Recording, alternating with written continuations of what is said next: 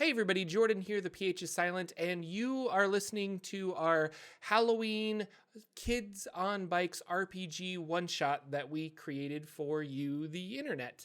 So I'm very excited for this. Kids on Bikes has been like a little love affair of mine. I truly love the system, and I've been itching to play this game ever since Gen Con, so I'm excited that we were able to throw together a one-shot. This game stars my usual D&D players, Todd, Fran, Matt, Erin, and Shannon, and they have a lot of fun with it, and they ask really good questions, so if you're new to the system of Kids on Bikes, I think this is a great introduction to that. I will give you a word of warning. The first 30 minutes or so is character building, because that's kind of built into the system of Kids on Bikes, and if you're not into character building or world building, you can skip the first 30 minutes and kind of get right into the meat of the adventure. So with that, let's dive into our spooky Halloween special of Kids on Bikes RPG.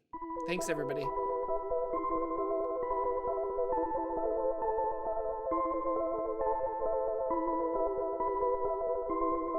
I'm nervous. This will be fun. I'm very excited. First of all, you guys get to choose a character. Now, what we're going to do is we're going to kind of build the world, even though I have you guys kind of going into a haunted house. But we're going to build the world, and we're going to build our characters up. But you get to choose what's a good question? Well, you guys get to choose a stereotype. Mm-hmm. That's the word I'm looking for. So there's brutish jock, conspiracy theorist, popular kid, loner weirdo, funny sidekick, bully, brilliant mathlete, and that's it. Nice. So of those, you get to choose a character. I'll let you guys fight out what you want. Those are fantastic. Amazing. Does anybody have leanings? If you are a teen, normally teens are like 13 to 18, but I'm going to make you 13-year-old. Okay. If you're a kid, you're like 8 to 12, and you can choose how old you want to be. Oh, yeah. So teen, it's only 13? Yeah, because I want to keep you guys youngish. So you guys will be anywhere from like 8 to 13, I guess. Where'd my pencil go? I have one in my bag. Is that? Maybe this was in my bag. Shannon just got new pencils. I might have stolen one out of your bag during the You have week. extra pencils? No, it's cool. I remember when I packed it up, there was one each. Oh, weird. Maybe it just fell out. I got one. Oh, thanks. What does conspiracy theorists do? That sounds fun. Well, and this is not, they don't have special abilities per se. Okay. It's just a They do personality. have, that's a personality that you get to play with. So you get to be like the popular kid. Now, if you look in their stats, how the stats work in this game is if you're really good in something, you roll a d20 for it. If you're really bad in something, you roll a d4. Oh, So like the popular kid, he's got a d20 in charm, but he's got a d4 in fight because he's just a kid. So I assign difficulty challenges based on the activity you want to do. Like, oh, you were caught spray painting, and the cops caught you. You have a spray paint can in your hand. Your hands are red. That's probably going to be like a DC 15, DC 20 to get out of that because you're caught red-handed. But I didn't even plan that. That was amazing. But a normal like kind of succeed or fail is usually around a DC 5 to 10. So. Okay. Which is an adult. That's why you got That's why D20 is really great to have. D20 is really good to have. So, and then you also have certain squares have a +1, and that's just based on you being a teen or a kid. Adults have other ones, but we're not going to play adults. I think it's because I had it. Our next Kids on Bike game, maybe we'll play adults. Oh, This is yeah. Kids on Bikes. Yeah, because adults get Adults on involved whatever. eventually. Yeah. So when I played at Gen Con, I ended up being the sheriff. Or I was a deputy or something, and so that was really fun because I was an adult, and it was awesome. But yeah, go ahead and choose whatever you want. I know it's difficult to choose, but make a choice. I like all the awkward nerdy ones. Shocker. Is anybody going to be bummed if I take Brutish Jock? No, go Maybe. for it. You can Do this. You can't pick the piece of paper. Yeah, I'm going to play the super tough, strong guy. Give me the paper, I can't get it.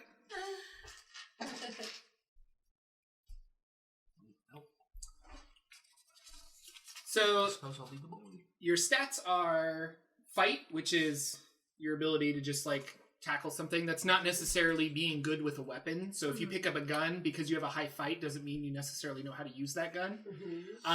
But if you have like a baseball bat or something, you can utilize that with your fight. Flight is kind of your speed. It's running away, it's dodging, it's things like that.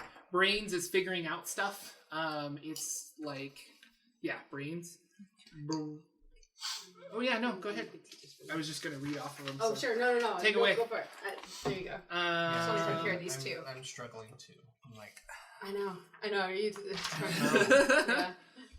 I mean, take your last one to read. No. off. I was. I'm just Jordan, looking at page numbers. Nope. I'm just looking at page I think the one numbers. we're torn about is this guy, right? Probably. Do I need to put my Lorna Weaver back in there for you too? I didn't read his question. Brawn is how much brute strength the character has. It doesn't determine how well they fight, just how well they can like lift things and take physical damage and stuff like that. Charm is how socially adept the character is. How good at reading another person's emotions. Characters with high charm will be able to talk themselves out of tough situations and into good ones. Grit determines how hard it is to break a character emotionally or physically. Characters with high grit will be able to keep a level head in the worst of situations and will be able to keep their cool even when pushed hard. It also is the stat that determines how street smart you are. A D20 is superb. Even upon your first meeting, anyone would be able to readily tell that this is a strength of yours. You are remarkably good with respect to this stat. And then D4 is terrible. Upon first meeting you, people would immediately be able to tell that this is a weakness of yours. You are remarkably bad with respect to this stat. And then the plus ones. Yes. So you have a +1 in that stat. So that's usually because you're a teen, a kid, or an adult. So because kids, I'm looking at a kid here. Kids are speedy and they're also cute. They're going to have a +1 in the flight and a +1 in charm.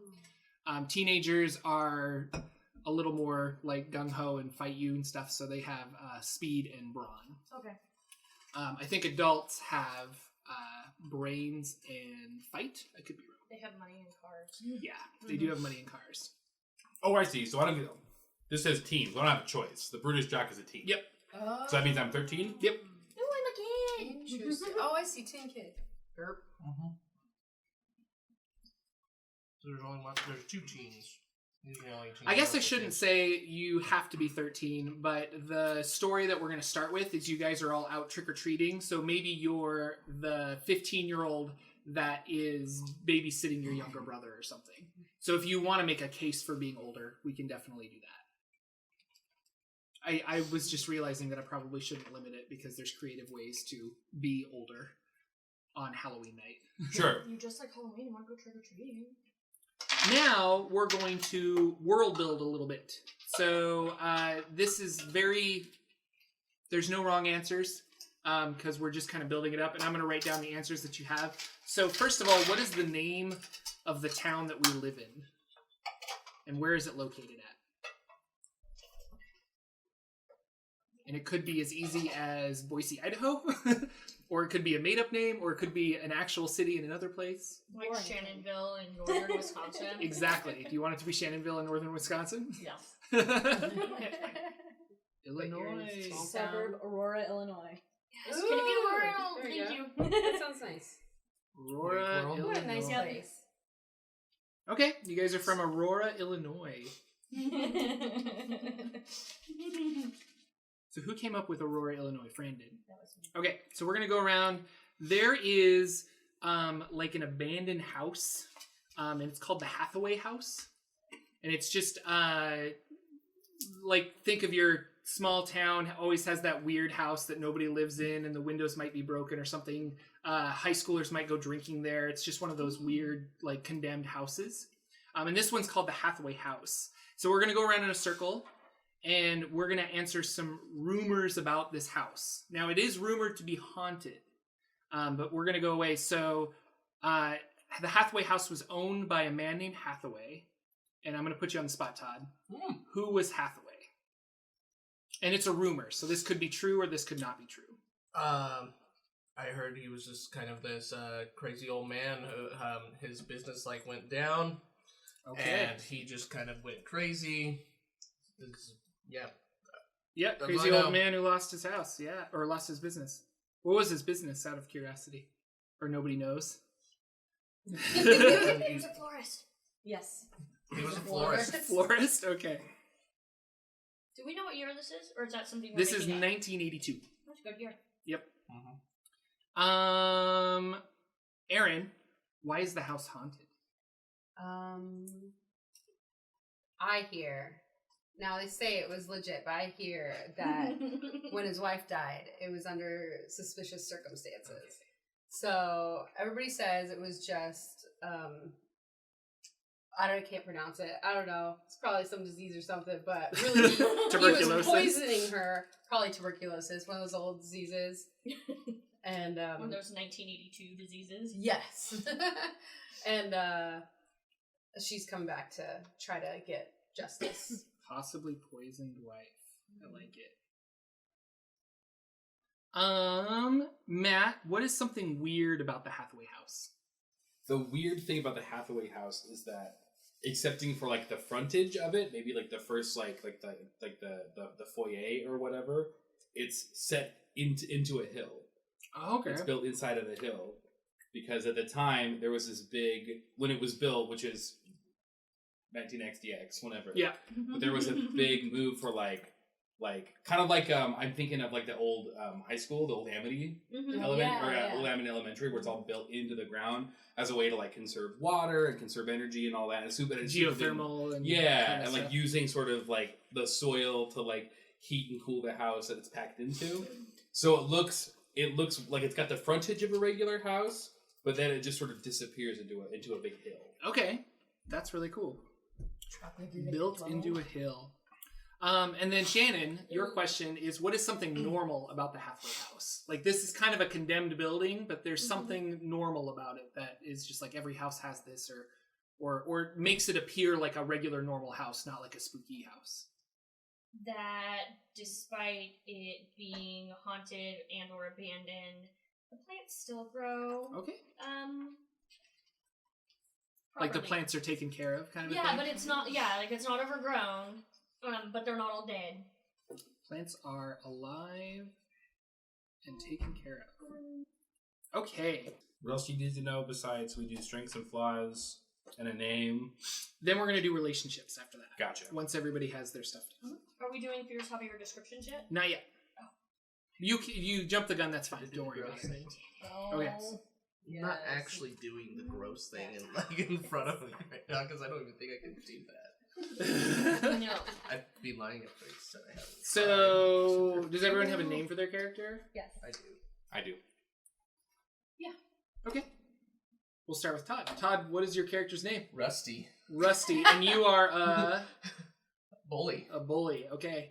Fran, what's your character's name? My character's name is Heather, and I'm a popular kid. Okay. And Shannon? I didn't ask if this was okay. My name is Patrick. Uh-huh. Okay, and I'm the loner weirdo. Yeah, that's great. Okay. Matt? I'm Terrence, and I'm the Brutish jock. Okay. That would be great. I'm Charlie. Okay. And I'm the funny sidekick. There you go. Sweet. All right, so now what we're going to do is some relationships between you guys, okay? So actually, I should have written your names down. So we have Rusty and Heather. My Heather. last name's Griswold, by the way. Oh, I'm just God. Rusty Griswold from Vacation. Patrick. And Matthew was... Terrence, but if you said we have nicknames, he went, especially on tonight, he wants to go by Terry Funk. Terry Funk. Yeah. Okay. Is that his Halloween nickname? And No, yeah. Charlie. Great. Okay, so now we're going to go around in a circle, and you're going to pick a character that you might have something to do with. So,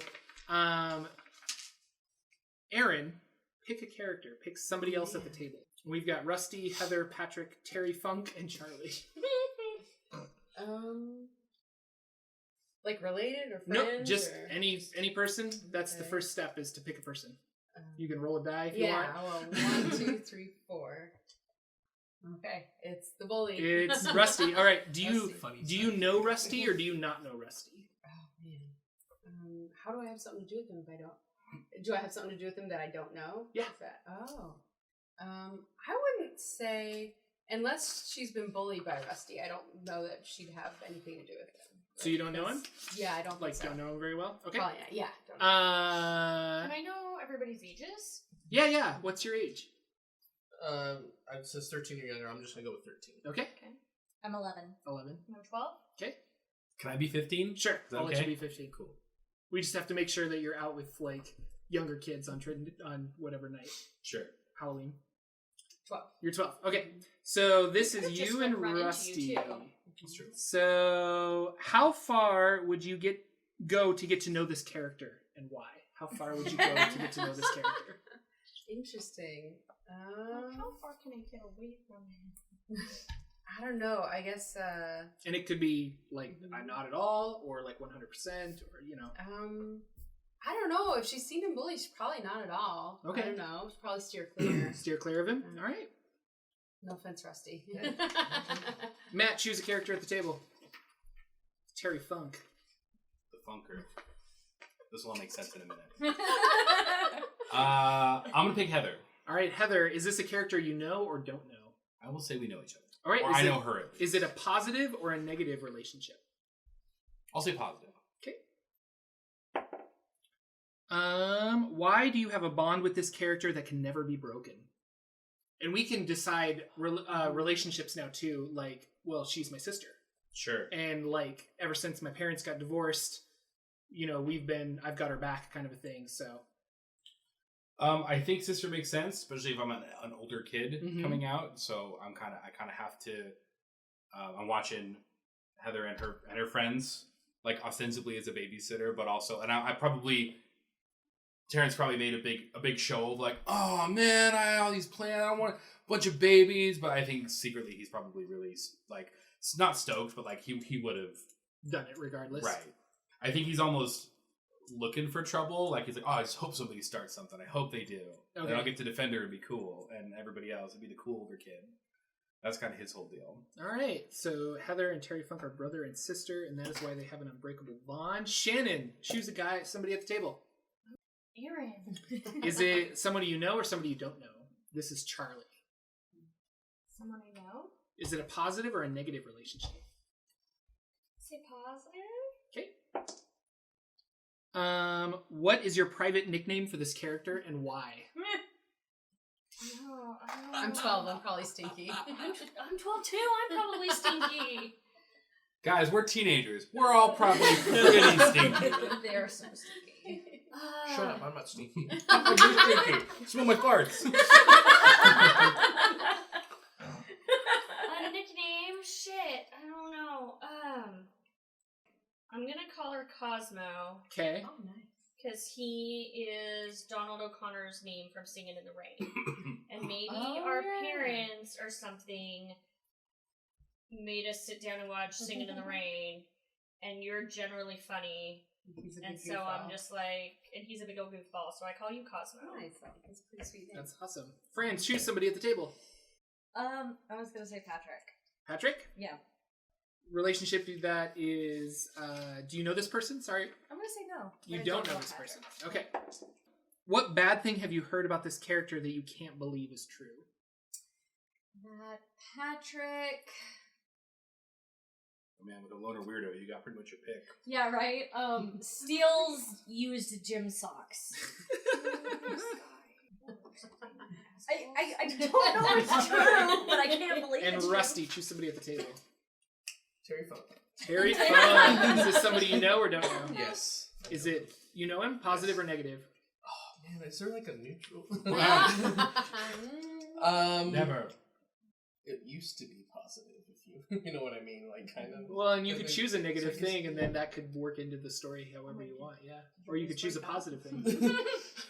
No, it was just like, yeah, so then I guess, yeah, let's do that. Negative? So, yeah, it'd be negative, but it was We'll see. Positive. What is this character doing either knowingly or unknowingly that hurts you? Ooh.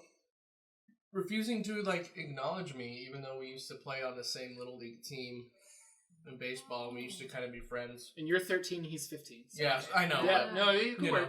We used to be on some sort of team. This happened when we were younger. Mm-hmm.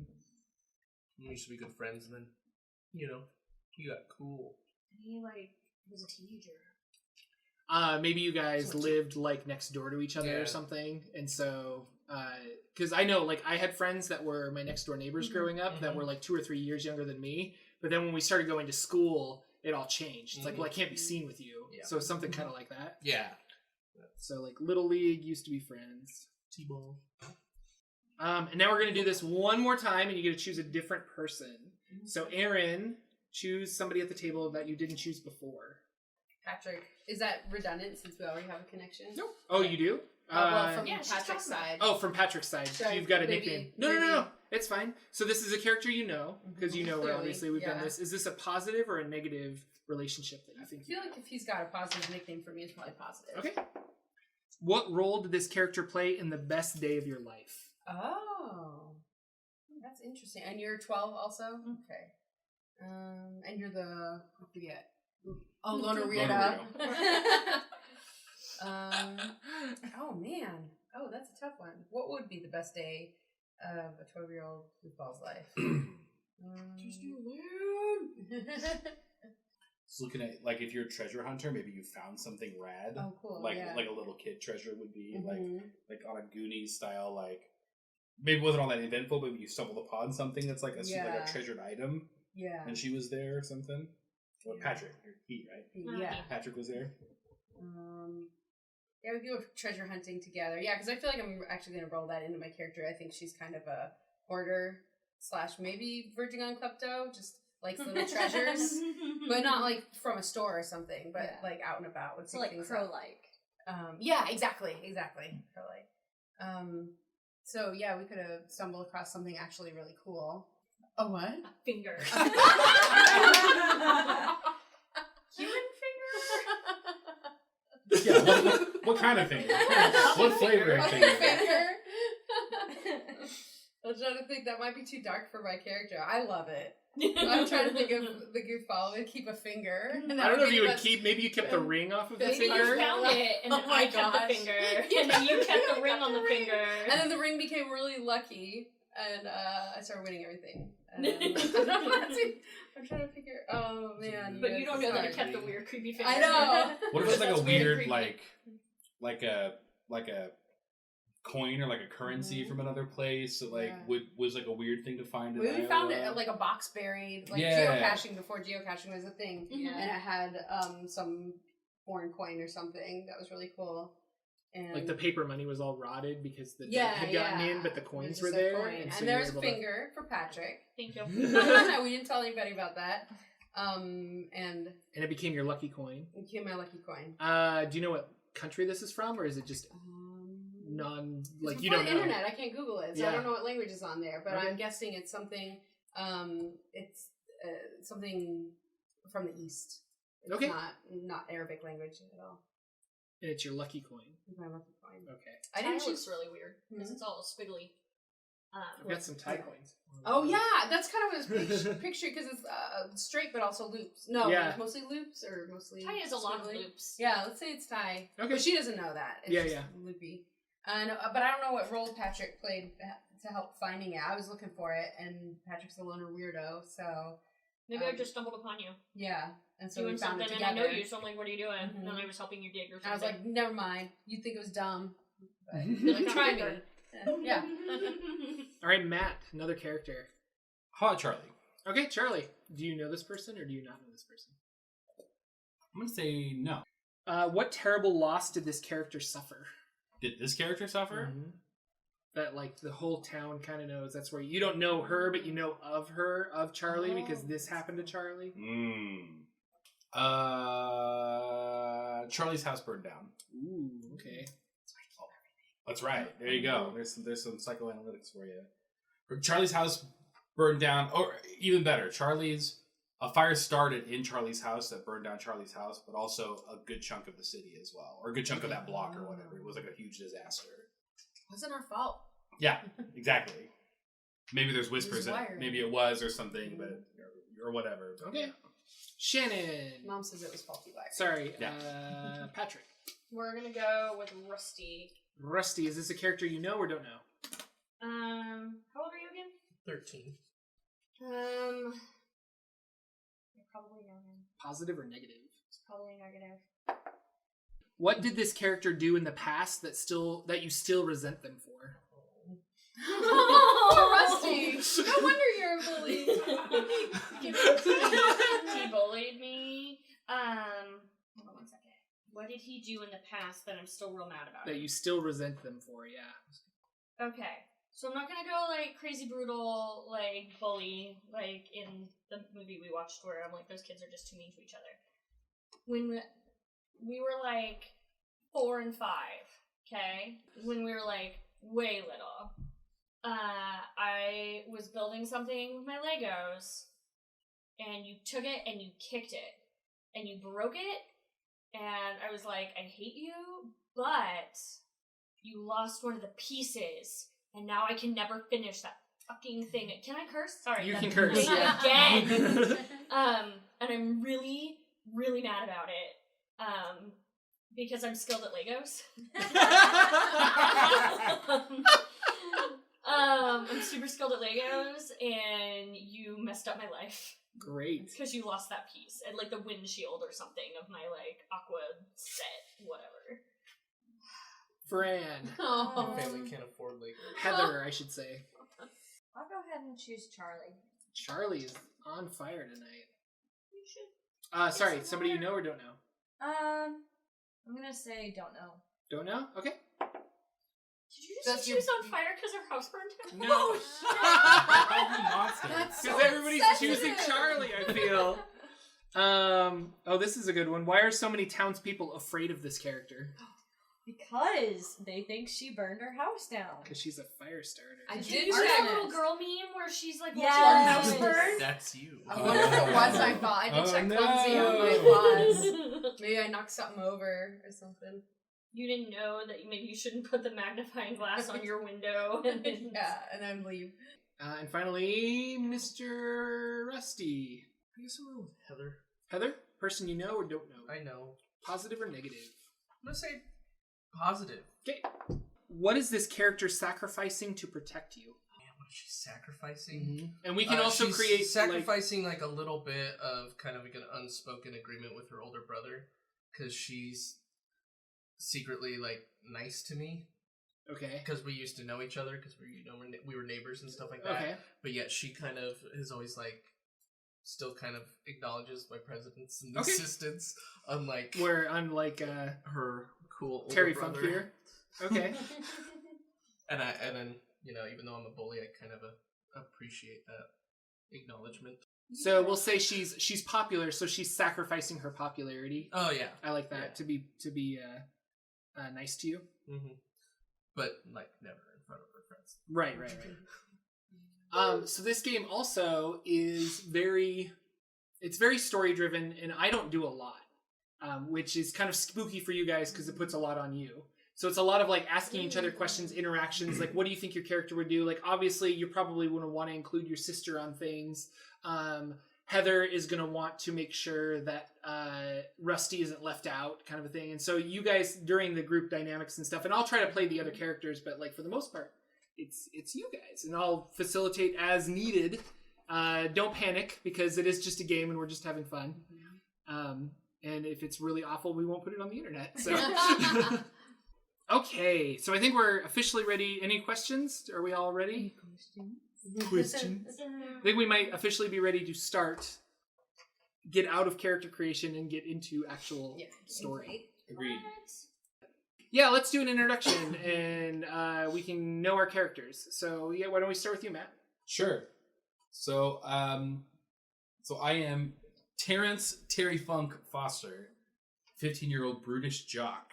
He is obsessed with early 1980s World Wrestling Federation wrestling. And in fact, that is his Halloween costume as he is going as current NWA World Heavyweight Champion Terry Funk. So his costume consists of a cowboy hat and chaps. And underneath, there's like a vest. And underneath the vest is an orange Dusty Sucks Eggs t-shirt. After Terrence Funk's famous match with Dusty Rhodes from a few years before. And he wore that shirt for a while afterwards. The real Terry Funk did. And also he carries with him a badly constructed championship belt. Like it's like literally like a paper plate or some bullshit. And maybe it's on a fanny pack and maybe that's his actual backpack. is a fanny pack that it's just a belt that you can either wear or wear over his shoulder to look badass. What's your D20 in and what's your D4 in? My D20 is in brawn. I think he's kind of a dork, but also happens to be sort of a natural athlete. Is just very strong. And a D4 in brains. Okay. He's probably a little old. Like, this is probably beats a little too much to him. He's a little old for, like, trick-or-treating at the time, but jumped on the chance to go secretly when it was under the guise of protecting his younger sister, Heather, and just watching out for her and all of them. Terry is loyal and heroic. He is also boastful and very petty. Sweet. He likes to always, like, he's cutting, like, vignettes for himself, like, you know, like, old, like, I'm gonna take you out, I'm gonna try to tie you up in a pretzel, and I'm gonna dunk you in a garbage can or whatever. Like, he's very much like that. He's constantly doing those things in real life. He's on the wrestling team, but it wasn't until he was 15 years old that he realized that, like, school wrestling is not the same as WWF wrestling. And I think he's in his first full year of realizing that, so he kind of sucks at, like, actual wrestling, and that's kind of a bummer. Where he gets satisfaction for being good at this particular sport is, like, he likes World Wrestling Federation, especially because of, like, it's kind of the closest you can get to being a superhero without being, like, you can be heroic, and there's baby faces, and they're doing, you know, they're fighting the Red Menace or whatever, or the Sheik or whatever, all these scary foreigners, and he's, you know, all about that. But his involvement in that, like, keeps him from being good at any sort of actual sport. So I think he's sort of blowing his natural athletic ability on, like, WWF bullshit. Yeah.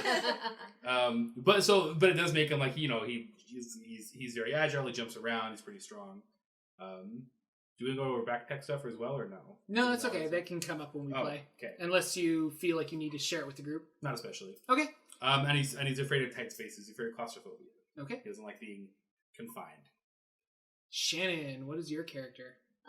His name is Patrick. I didn't come up with the last name. That's Sorry, okay. I forgot that was the assignment. He's 12. He is afraid of spiders. He is very good at Legos.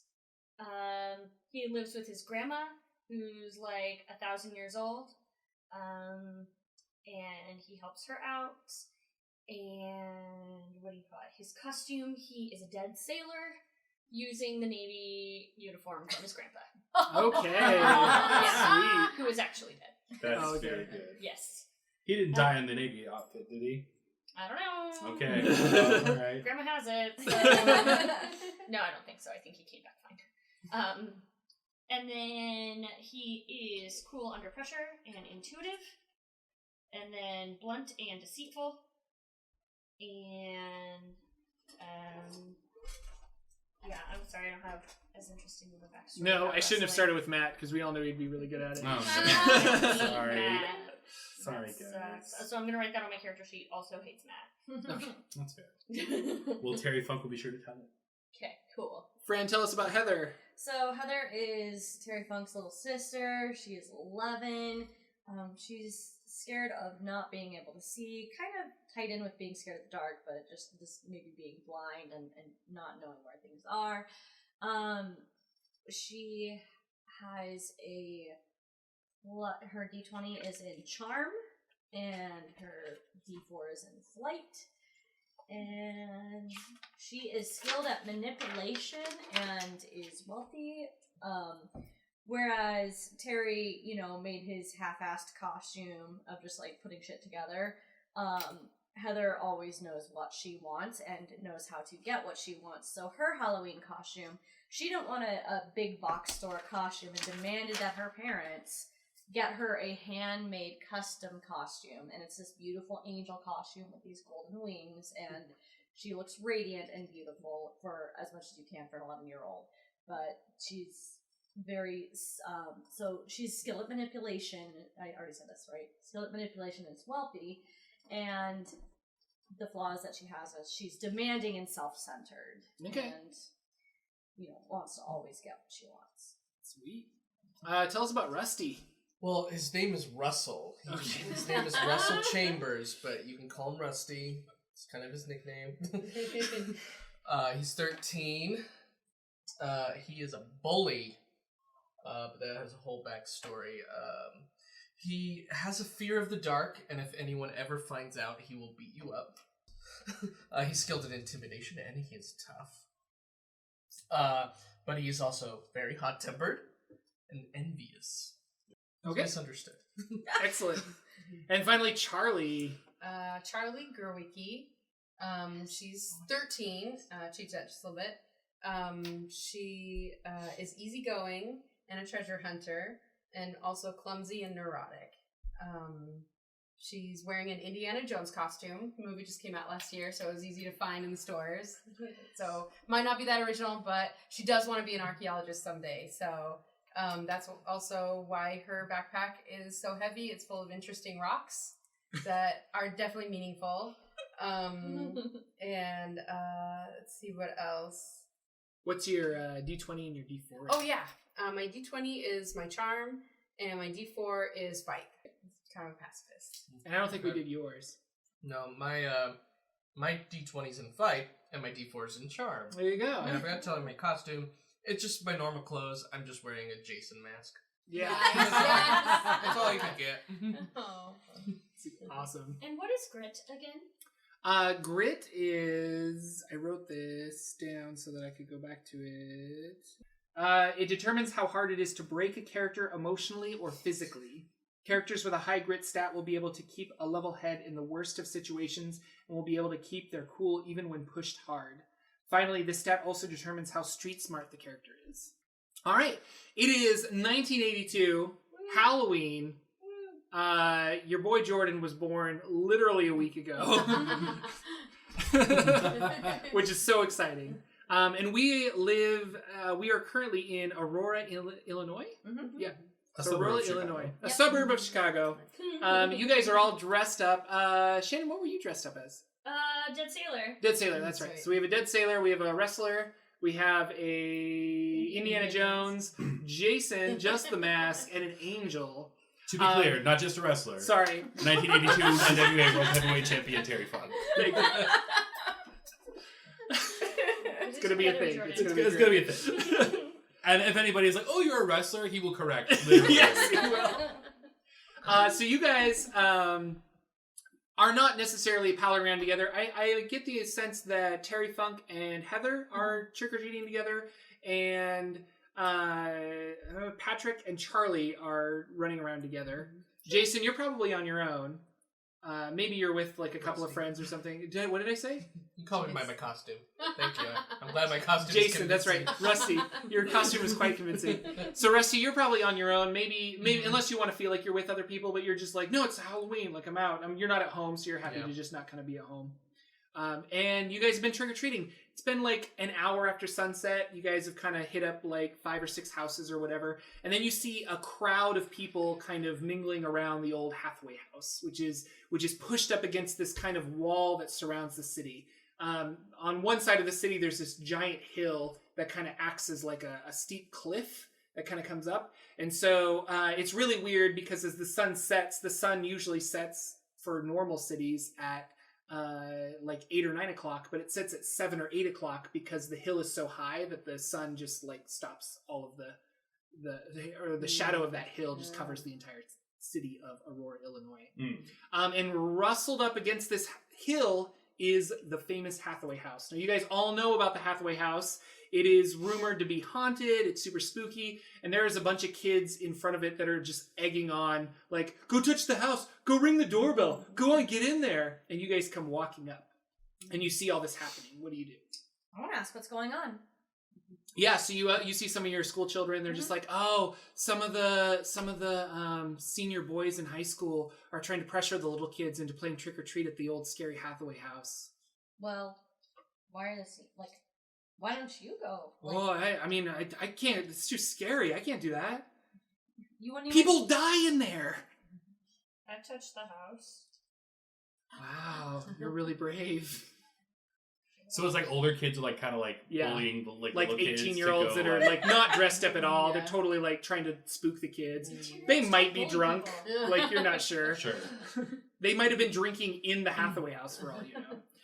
The Hathaway has a screen door that's kind of off its hinges that is just kind of hanging on by a little bit, and then it's got an inner door that is open, just a crack. It's dark on the inside.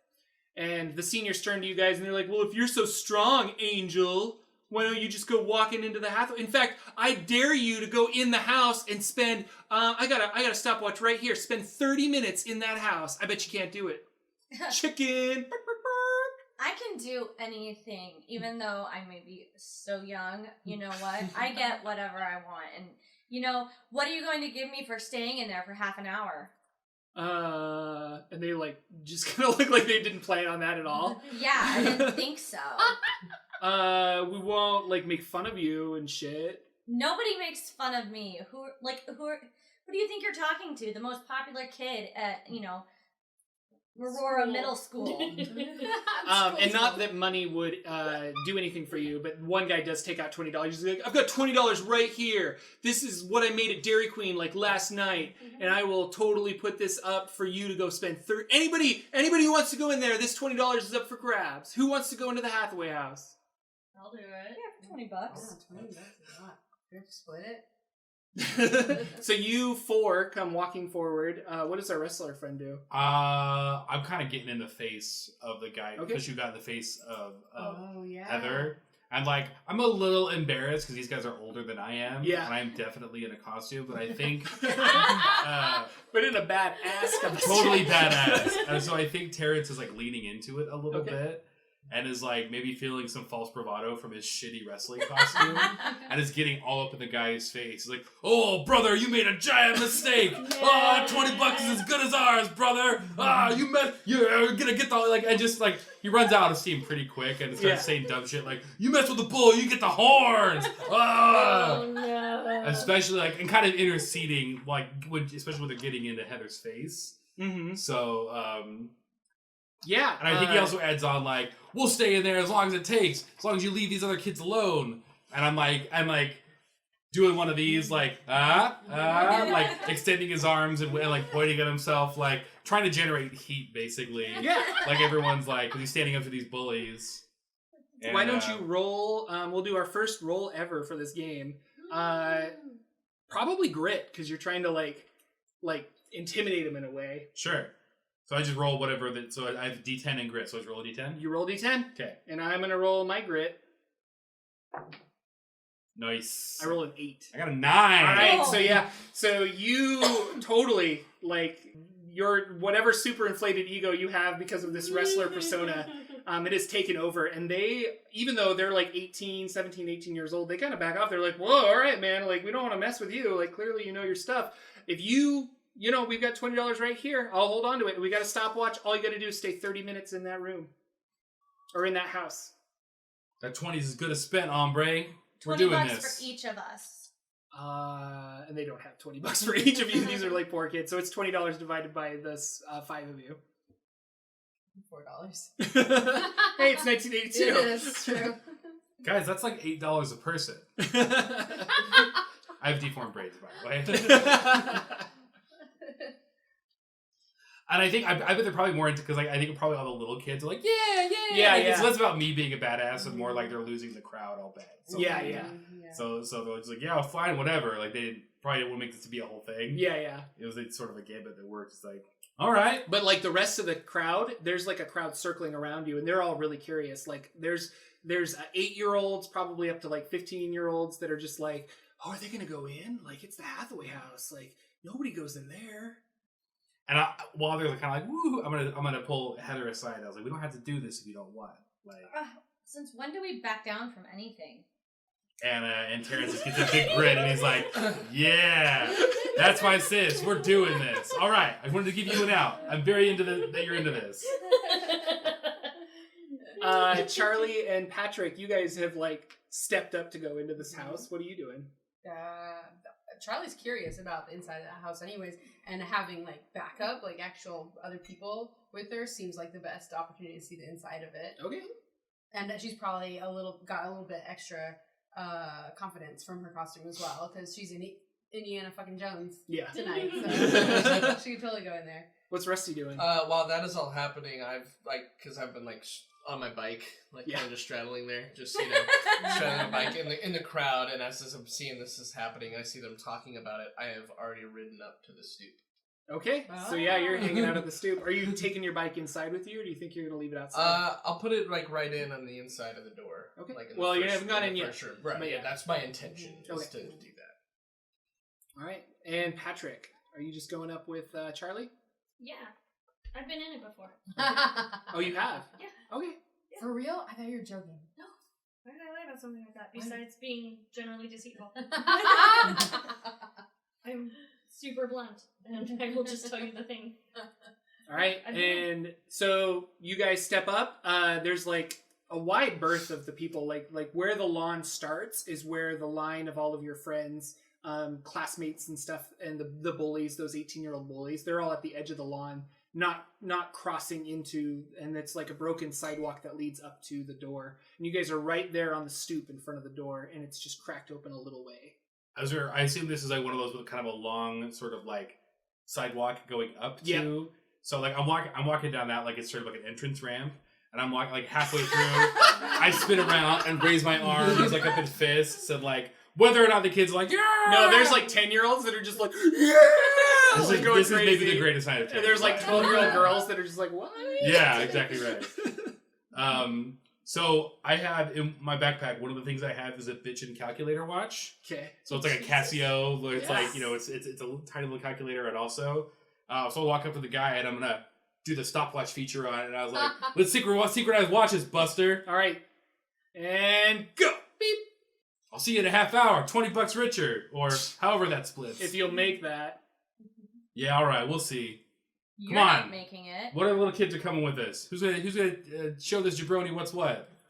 I don't know if jabroni was a thing in 1980. It is now. I just made it up. It's gonna be a thing one of these days. Oh, jeez. Something in like 1940, and Yeah. then not until until now. I was thinking more like The Rock. It was early 90s, early mid 90s. Anyway, all right. So are we doing this, kids, or what? Yes. Even though y'all are basically the same age, he's gonna fall into the role of like Tim.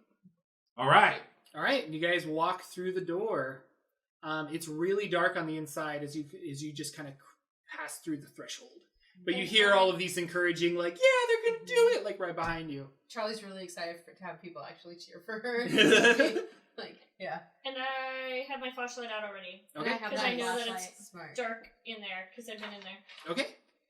And I have my flashlight. I set my calculator watch too bright, and it sucks. Like it's the shittiest flashlight that's ever been conceived by man. But I'm convinced that it's just fine. Yeah, you're kind of in a main area there. Right in front of you, there are some stairs that go up that you can see with your flashlight. There's also a room that goes to the left and 2 doors that go to separate rooms on the right. And do you guys want to look for a light switch, or do you want to like... What do You we wanna know about just this house? explore? Do we know that power still goes to this place? You or don't not? know. You're not sure. I- You don't see lights on ever. Windows are kind of... actually, the windows aren't broken, which is really weird for a house like this. For how old it is and kind of decrepit it is. But like the windows aren't broken, but you never see lights on in the house, really. We never see lights on. I guess we can try them, but I help my grandma pay her bills, and I know how electricity works in a house. Nobody lives there, so why would anybody be paying the bills? I can't imagine that there would be electricity.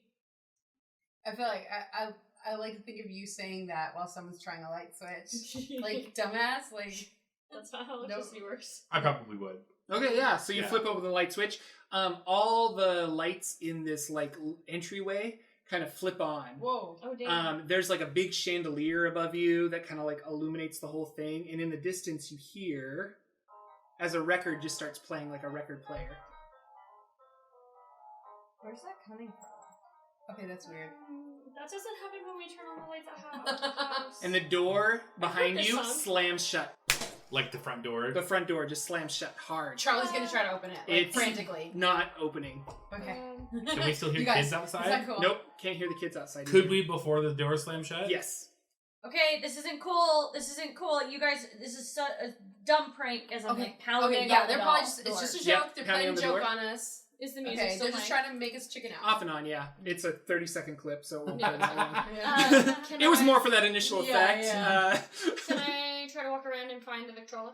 Yeah. So it's in this room, and it is just kind of playing. And by now, the needle has gone to the center, and it's doing that like that hiss Skipping. where it's just kind of like shh. Oh, yeah. That's a short record.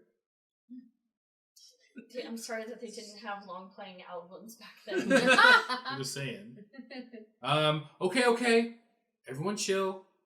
The 30 music minutes. right here. We're cool. I'm banging on the door. Let us out! This is stupid.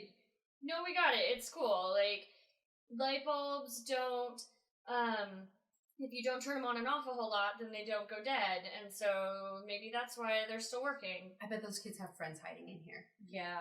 So we just know that they're dumb Yeah. kids. Whatever. We're smart kids. So let's just hang out for 30 minutes and then make our money. I do one of the the beach ball flexes, and I was like, if there's any kids in here that are friends with that jerk, Do we know? I'm gonna give you the business. And it just sort of, I assume, echoes in there. Or Yeah, whatever, yeah. just It's kind of like, it's empty. There's no response. It's eerily quiet. Like, because you were just hearing, like, all the kids kind of cheering for you going in, and now it's just kind of dead silent. I'm a little rattled, but also, yeah, it's what I thought. Yeah, we got it. Nothing to be worried about. We're cool. Well, we could stay here, or I guess we could walk around. Yeah. We may as well. Get our bearings, maybe around the see what else is here. the ground floor. Yeah, so you guys are kind of on the ground floor. Like I said, there is a room to the left and 2 rooms to the right. You kind of want to go left or right, basically. Or there's a staircase that goes directly in front of you that goes up. Do I remember which way I went the last time I went here? And I know that, like, the kitchen is this way, or, like, the billiard room is this way. When was the last time you were here? And you could just make this up, but when were you here? Like a year ago or 17 months ago? Okay. And why? Was it a dare? Was it just like you're curious or you're a loner weirdo? It was the summer, because that would make it winter.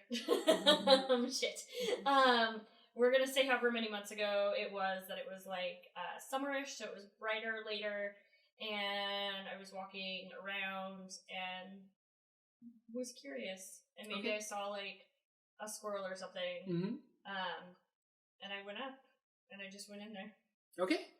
And so you didn't get very far in it, I'm assuming? You No, kind of like maybe 'cause, the like, first floor, just kind of like looked around a little bit? I didn't get very far. I went in through the first door, or I went in through the front door, and nothing happened. I didn't touch anything. I was just kind of peering around. I didn't really go very far in one direction, and then I'm like, I'm most certainly breaking and entering, and nobody's going to bail me out of jail. So then I left, and then just continued on my way. Make a brains roll to see if you remember which is which. Yeah, Patrick, where do we go next? Hold on and I'll totally tell you. He'll probably take us to the room where he found socks. 8? Yeah, so you remember that the I remember everything. you remember, you don't know the 2 rooms to the right, like you're a little you didn't go that way, but the room to the left is the kitchen. Okay. There's a kitchen, guys. Oh, To the cool. what? To the left. There's a kitchen to the left. I don't know what's to the right, though. Do you want to see it? It's got a cool old stove. Yeah. Check it out. We should check it out. Sometimes there's like doors, like kitchen doors, like to the backyard or whatever. Might be a way out if those ding dongs will keep the front door locked. Oh, right. I'm not saying we got to leave it right away. We just got to know our points of exit. No, our exits. All right, and so you guys go walking to the left through the door. It's not so much a door as it's just an archway, like a doorway, but it leads into the kitchen, and it's a really scuzzy looking kitchen. Like, it's real dirty. There are piles of dirty dishes in the sink, but oddly, there are some plants in the windowsill that are like growing and thriving and doing just fine. Are they strange and interesting plants? They're strange and interesting plants. I'm gonna look at the dishes. Do they look recently dirtied or like covered in dust? No, they're like covered in dust. They're pretty old. Whoa. But like it looks like somebody who was ever here like just packed up and left one day and didn't get the house ready for leaving or anything like that. They just like up and left. This place is so gross. Check out these plants, you guys. Do plants just do this? I don't know. Are they real? I'm gonna pull a leaf off for one. Yeah, they're real. Oh, that was fake. And then it bites you. There are 2 doors in this room. One that looks like a door that goes out, and it's got like a window cut out in the top half of it, so you can kind of see out. And then there's another one that looks like a door to a basement. Is the door to the out locked? You go over and check it, and it's definitely locked. And what's really weird is you look through the window, and it's completely black on the other side. And you're noticing all of the windows in the kitchen here that you're in. Like, you can't see your friends outside. You can't see any street lights. It's just completely black outside. Are they grimed over, or like painted over? They're not painted over. It's just there's an absence of light on the outside of the window. I don't like this. Are we like in the Haunted Mansion where they have a fake window and then it makes it look like it's dark outside? Is it not dark outside? It's not currently dark outside. It is dark. It's evening. It's dark, but there's no street lights that you see. Oh, weird. And you would think there would be some kind of like ambient light coming from the I street. shine my flashlight Pitch out black the out window. there. Yep. So you shine your flashlight out the window and you don't hit anything. It's just black out there. Is this the part that looks like into the cliff? Why would they put a window on that side? That's dumb. Oh yeah, like would we like having been by the house enough would we know that like where those windows would normally go out to? The kitchen is on the what did I say, the left side of the house. So the kitchen is on the left side of the house, and yeah, it does have windows and an exit to the side. It's not recessed into the wall yet. Into the hill. Yeah. Okay. That's odd. Yeah. Huh. All right, maybe it's just a super dark night. I don't know. Maybe it's just grimy and we don't understand how dirt works. So There's also a refrigerator. There's cabinets. There's you can open the fridge. Okay, yeah, you open the fridge. It's completely empty except for a cup, 2 jars. One appears to have half of a brain in it. And the other one has a heart. You don't know if it's a human heart, but it's some kind of heart. Okay, and it's just in a jar. So I'm going to shut it right away. Okay. And I'm going to be like, there was totally nothing in there. What kind of nothing? Like, Can I read things, that? nothing. Like, would she believe that? And I'm going to go, and Yeah. I'm going to, like, start opening the cabinets instead. Shannon, make a charm check, and then you make a contested check of... Also charm or brains or... Grit? I don't know, probably brains, because you're Because trying to Grit like... is reading people, right? Grit is reading people. We'll do Grit. Okay. So she's going to make a charm, you're going to make a Grit roll. What'd you roll? 2. 2 also. Alright, so roll again. You can look at 2? 2. 6. So a 6 explodes. So you get to roll it again. Oh, So I when wondered. when you get to the top of Oh your my die, it gosh. explodes. It explodes again. Oh my gosh. So when I had to do my brains and I got Okay. an 8 out of 8, should I have done it again? Yes, sorry. I didn't realize that. Yeah, when you get the max on your die, it explodes and you get to roll Exploding again. dice. Itching. That's I hate 14. exploding. 14. So you have a major advantage over Shannon. Describe how this conversation happens. Oh, so she shuts it suddenly and says, or Patrick shuts it suddenly and says, Whatever. "There's totally nothing in there." Mm-hmm. I don't know what my major advantage would be, except for that maybe I can read him a bit better Mhm. than people who haven't spent any time with him. So I knew right away that he was lying. Like, I don't know, maybe I could read it. Yeah, no, absolutely. You 100% know that he's Yeah, lying. Do you yeah. want to act on that, or do you want to like? I don't want to out him in front of everybody. I feel like maybe if we've spent any time, I know he does lie sometimes. Do you think I know that about you? Yes. Yes. No. Shannon, you get one of these because you failed. Oh yeah. I like So getting coins for failing. I might just, as Patrick continues around the cabinets, I might just kind of sidle over to the fridge and just kind of push it open a teeny bit and peek while I assume people are looking around. Or So something. people are looking elsewhere, but there's still light that kind of comes Oh, billowing true. out of the door as you open it. Yeah. You still want to do it? I just want to know. I Okay, super yeah, so wanna you know. open it and I yeah. just peek- I'm like, You don't see anything on the inside. oh. It's completely empty. Oh, so then I kind of shrug and let it. So that's interesting. So I thought I totally saw him lie, but what he was saying was the truth as far as I know. Yeah. So, but the refrigerator like bleeds light, like it's on, like there's power to it. Is it cold in there? Could I Yep. tell if it was It's cold? very cold in there. Weird.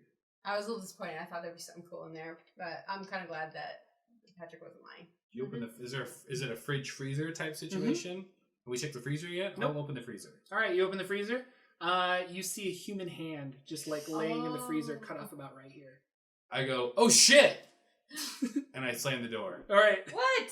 I'm right there. Can I just open it right away, or will you let me?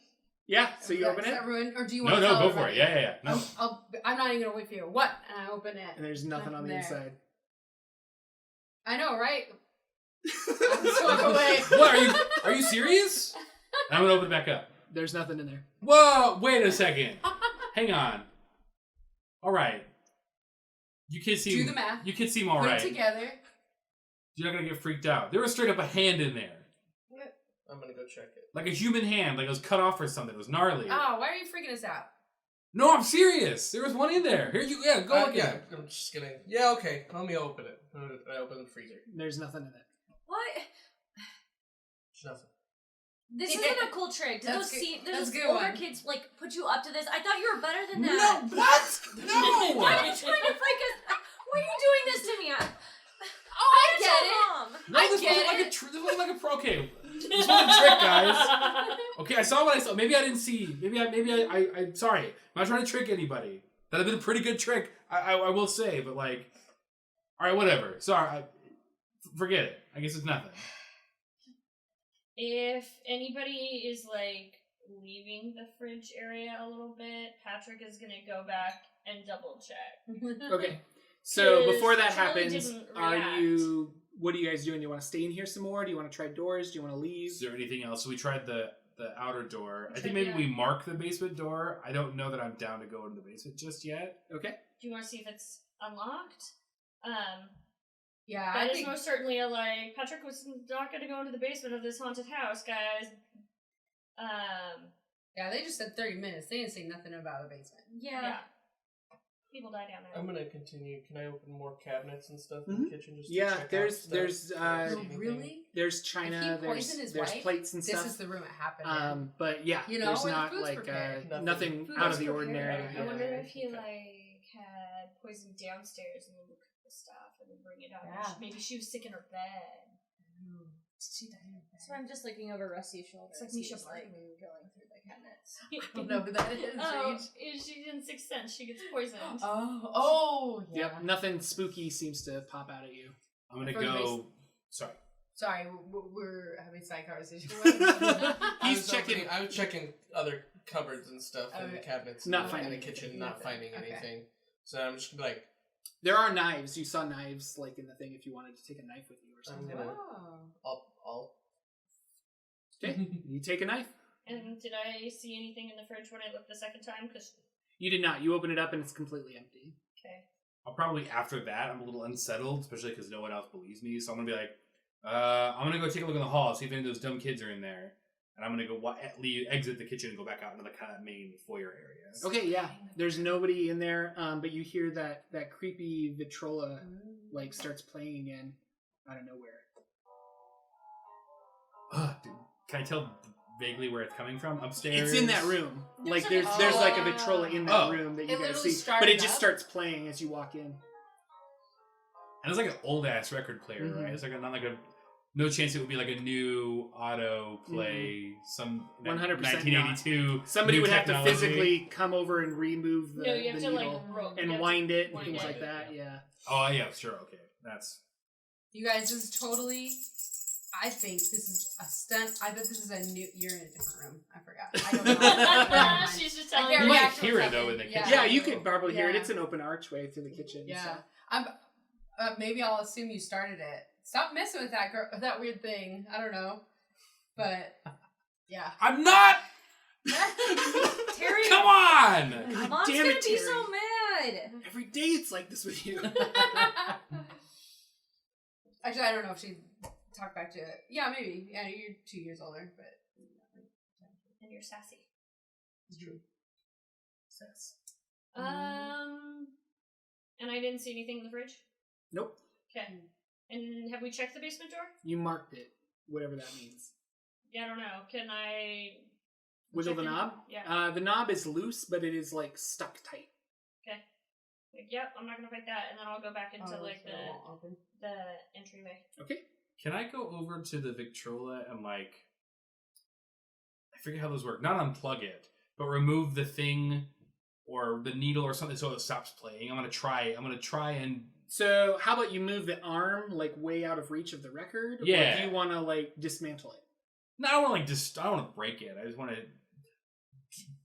do to it in such a way that like it'll stop playing. Yeah. So you put the needle off to the side, so it's Yeah. no longer on the record. Somebody would have to physically pick it up and move it over to the middle. And I walk over and I take the record off. Okay. No.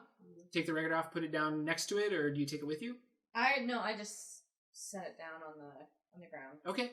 Are there more records there? There are a couple that are on a shelf next to it, but nothing's like on the Victrola. So. Okay. Not in on this, Heather. You wanted to do this dumb thing, not me anyway. Like I'm game, but this was your idea, remember? It's about this time that you guys are in the hallway and you start hearing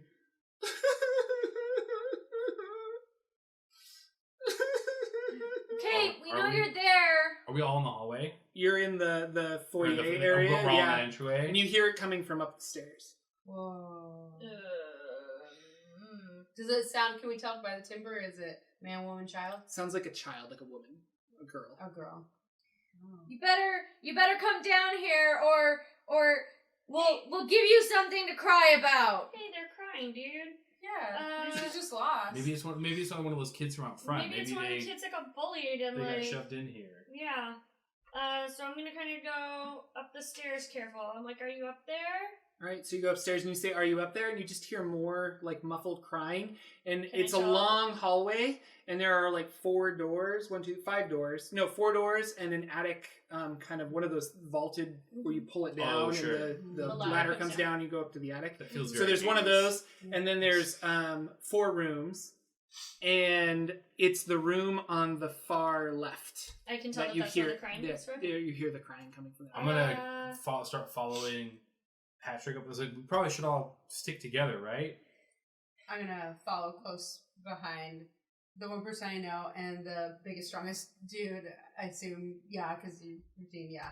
So I'm just keeping close. Okay. To, I don't know. And I'm just kind of creeping down the hallway, hoping I don't run into the twin girls from Shiny. Okay, so you guys all go up the stairs and walk down the hallway. Yes. Yeah. Okay. You come to the door, and it's muffled, but it's blatantly like the crying's coming from the opposite side of that door, and you just hear. I'm gonna say, Can I tap on the door a little bit? Yeah, and the crying goes, and she just gasps, Are you in or there? you hear a gasp because I said it was a girl earlier, but yeah, okay. Are you okay? you don't hear anything. Hey, we're all just hanging out here. Do you want to come join us? We're really nice. Can I look under the door? Mm-hmm. Am I gonna get my face stabbed if I look under the door? You don't know. That means I'm Okay, so I kind of like push my way up to the front by the door because I'm kind of in the back. I'm like, excuse, and then I pull out the knife that I took from the drawer, and I'm gonna stick it underneath the doorway. Dustin, Tilt it. Jesus! like, what do you have? What do you have a knife for? I It's part of took his it from the costume. kitchen. Why? What? You know, that's actually not a bad idea. What we're Thanks, gonna Heather. stab Derek in those dill holes? You're not gonna stab him. It's got a reflective surface. You're not smart enough to figure that out. Wow. He's watched a lot of movies, clearly.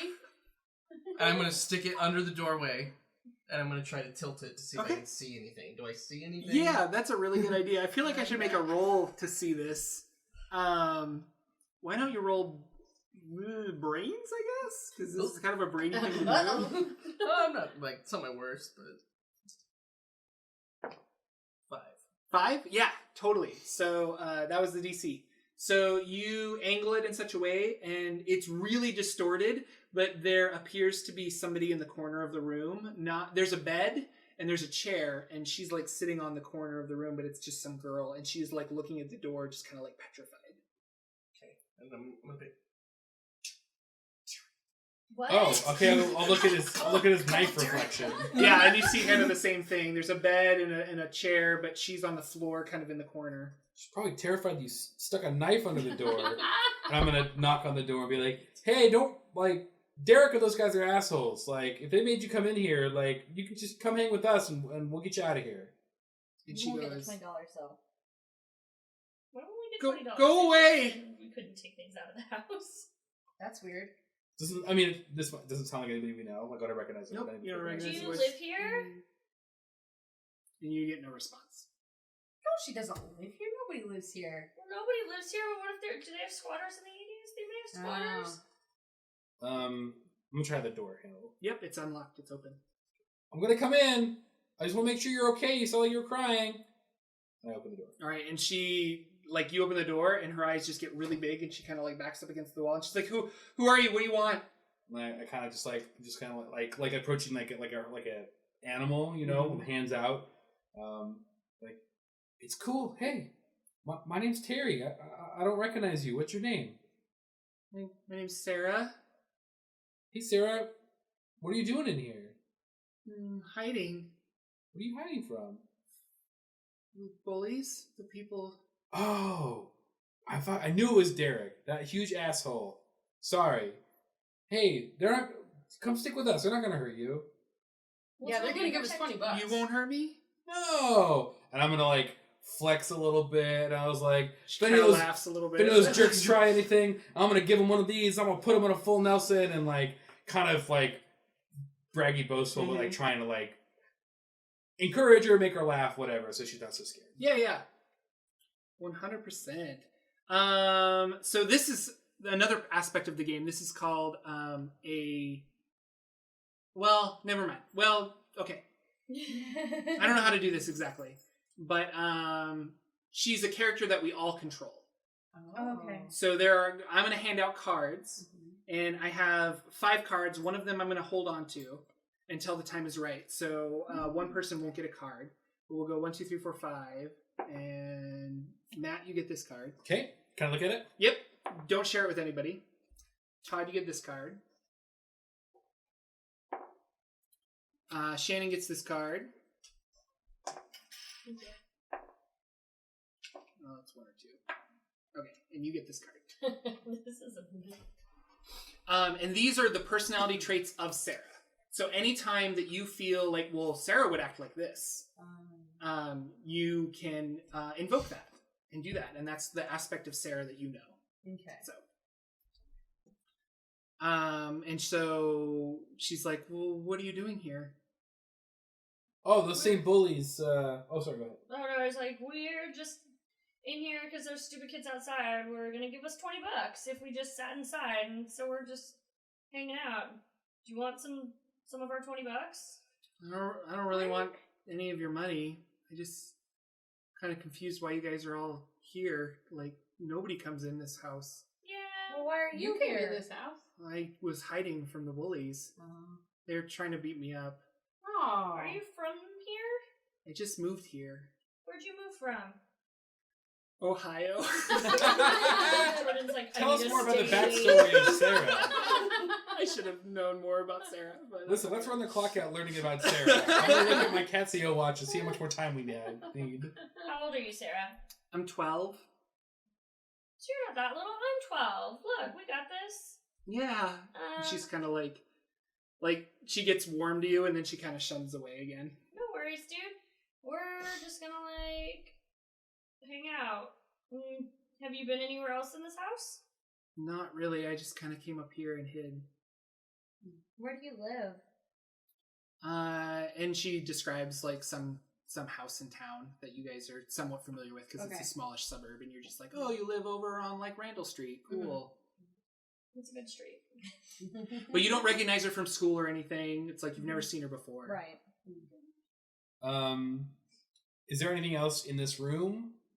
Yes. So there's a bed, and as you're like looking around, there is like a figure on the bed, like under the sheets. Like the sheets are moving up, and it's outlining, silhouetting like a human look-like type figure that's coming up, and Like it's sitting like on raising this? up, and Sarah screams and points at it. Like Exorcist style or like standing up ghost style? I don't know the difference. Or are they standing up as the head on top, or is it like tummy first? Oh, head on top. Like Okay. the head is So like she's standing sitting on the vertically, On top and of then it. a sheet is draped around them like a ghost or something. And Oh. Sarah just points and screams at the Oh my top of her gosh. lungs. I was about to ask Sarah if she was alone, but I bet it's probably not. I probably scream too, and I'm gonna grab her hand and we're gonna run out the door. Okay. Do a flight, I believe. And before you guys leave, there's a sweet comic in the beginning of this thing that I should let you all read. Hell yeah. 3. 3? All right, you fail. Cool. So here's another coin. Rolling in that dough. Yeah, guys, this is gonna be the only game where Rolling in that adversity dough. And as you grab Sarah's hand, she's really like, "Don't touch me," and screams even further and like lets go of you and kind of. And does she lash out when she's touched? Yes, she does lash out, and so she pushes you back. And it seems like a 12-year-old girl shouldn't have this much force, but you get thrown back I'm like, oh, damn, like guys, like she's a good super buff. 5 feet like from her. Whoa. Okay. That's something we can all see, right? Yeah. Yeah. I shine my flashlight at the rising figure. It's now illuminated, but it is a sheet, and you just see this like face underneath, or not face, but like an outline of a human thing on the underneath, and some hands come up, and it's like reaching out towards you guys. So one of the things in my backpack was my skateboard, Mm-hmm. which just to keep up with everybody else on their bikes, I would have had my skateboard like on my back, Of course. and I've got it out, and I'm That's kind of how you do wielding it. it, Okay. and I was like, "Hey, Dillhole, if you're one of Derek's friends, like this isn't cool. Knock it off, or I'm gonna whack you with this." And a hand comes down and like slashes at you. Whoa! So Oh, roll a. How do you want to grit this, or do you want to flight this? Like this hand coming at you, do you want to dodge out of the way? What do you want to do? A hand's coming towards you, I mean, I guess I would probably like. or do you want to like attack back, kind of a thing? I feel like if he was attacking me, I'd probably like dodge or roll or like do Okay. some kind of like maybe actual wrestling. Sure, roll might a help. flight. A flight? Yep.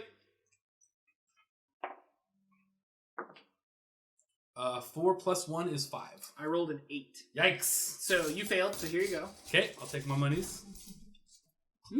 This makes being a sucky roller feel a little bit better. Yeah, it's Yeah. kind of nice. You get these, and then you can use those like if he wanted his 5 to be a 6, he could spend that coin. Not on this turn, but on subsequent turns. That's what the coins are for. Can we know what our target is before? Like if I roll a 7 and you roll an 8? You can I be ask like, me. Yeah, I rolled randomly because I rolled for the like ghost-like character. Right. But if it's a DC, I will tell you. Like, Gotcha. yeah, you're trying to reach a 7 with this. Okay. So I can choose. just tell me whether or ahead not of to time bump it because I'll up. forget. I'm sure I Totally. will. Okay. He definitely slashes down at you. Your skateboard gets thrown because you got the skateboard like this, and a claw comes down and throws the skateboard across the room towards the door. And you've got like minor scratches on your hands. Whoa. Like he's got claws underneath this thing. Whoa. Oh, dude, are you okay? Hey, what the hell, bro? You ever heard of a fingernail clipper? Maybe we should just go and shut the That's door. totally like that's probably Freddy Krueger already. Like Nightmare on Elm Street, that was out already, right? Maybe we can say it is. No. Yes, no. I will Maybe. In this world, it I think was. that was maybe 84. That's actually one of the things. It's like if somebody tries to correct you with a smartphone, just be like, "No, in this version of the '80s, Yeah. this came out," because everybody gets confused. Like it Nice. says that in the rules. So. Okay. But look it up because we have to look it up. Because we would know if it doesn't exist. I was just gonna say that's some Freddy Krueger stuff there. I didn't know they made those costumes so realistic. Yeah. Oh, That's what I said. Or 2010. Wait, nope, that hasn't existed yet. Maybe they made that movie about this.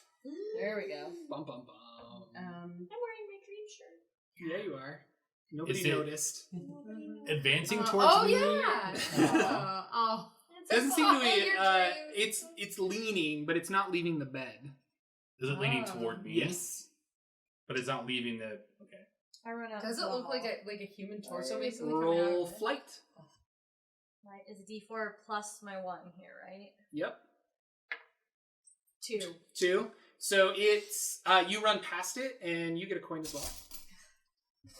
You run past it and it slices your bag. Your backpack is ripped open. What's in your backpack? I have my flashlight and then the Flashlight's in your hand, so you Okay. have that. and then the best newest candy basket that money could buy. Yep. So the candy just goes spilling out as you run out of the room, and you're able to get out of the room. Sarah sees you and sees that there's an opening, like a funnel of people, and she bolts as well, and she runs out of the room. What are the rest of you guys doing? If there's people running, I think I'm gonna run and shout, "Get out of here!" Okay. Yeah. Make a flight roll. Flight. Oh, good. That's pretty good.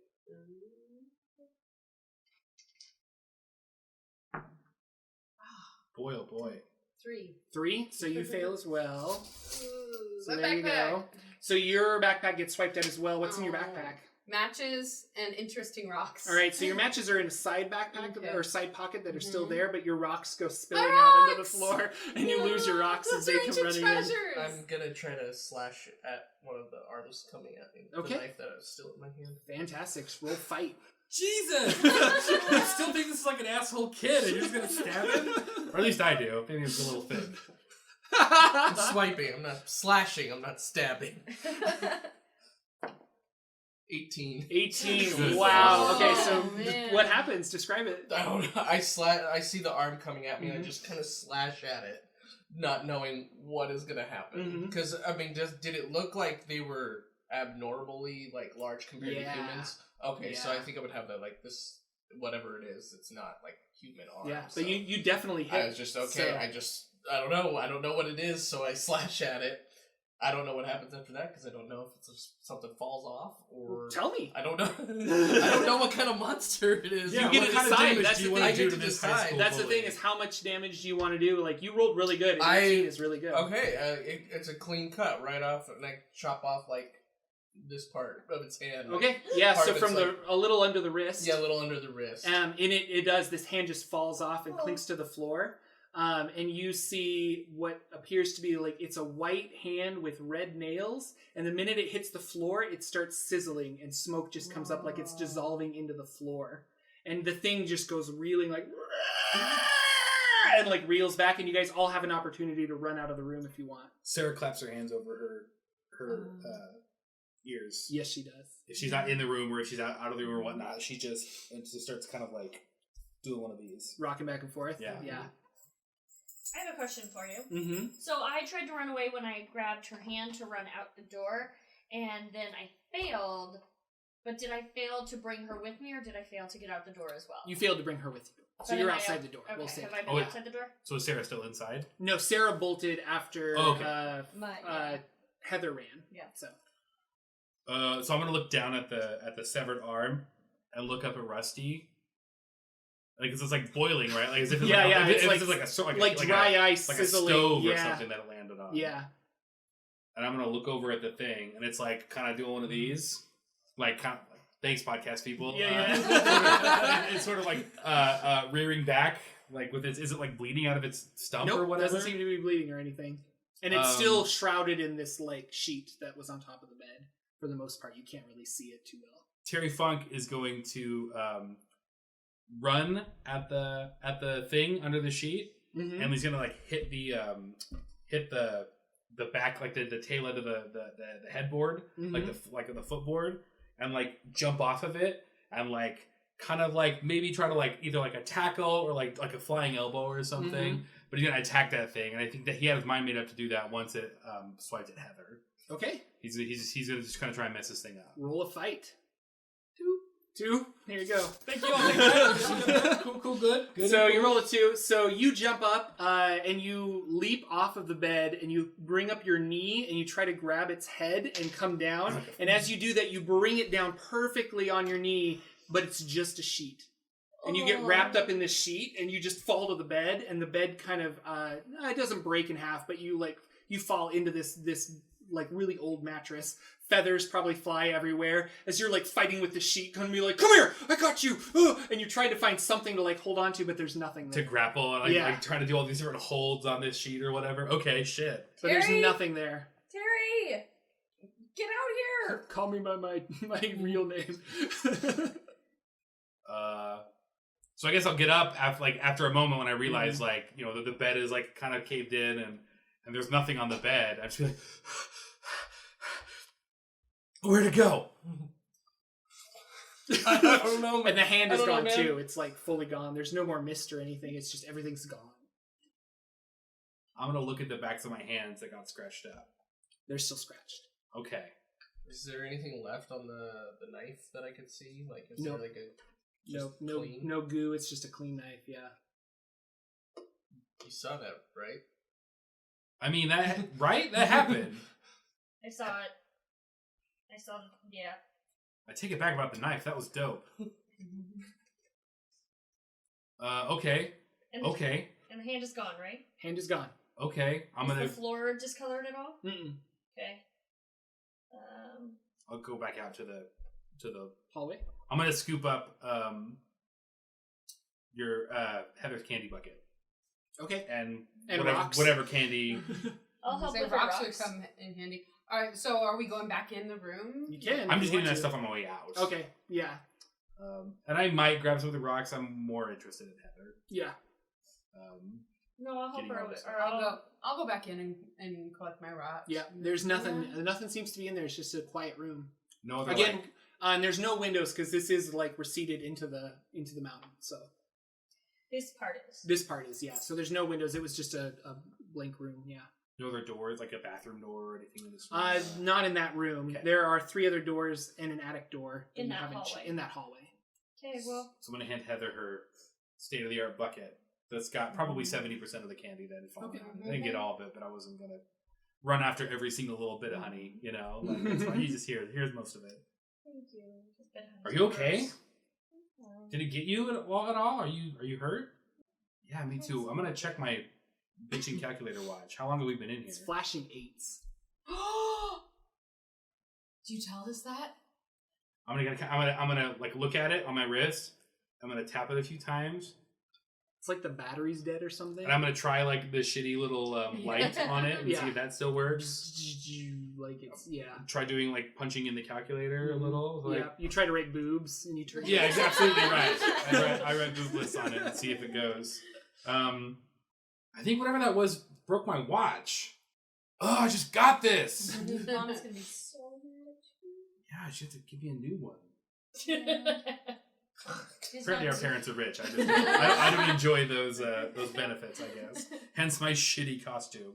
Well, but you made it yourself. Like, I demanded my costume. Yeah, no, straight up. My I got like a shitty cowboy not nylon, terrible, and I just sort of put the rest of it together. It looks very bad, but I think it looks rad. Do we know how long we've been in here?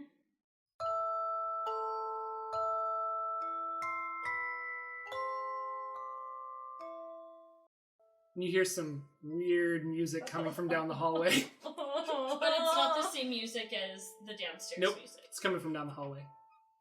Wow. It's a music box. It's blatantly a music box. And Patrick is just gonna say, "Well, fuck."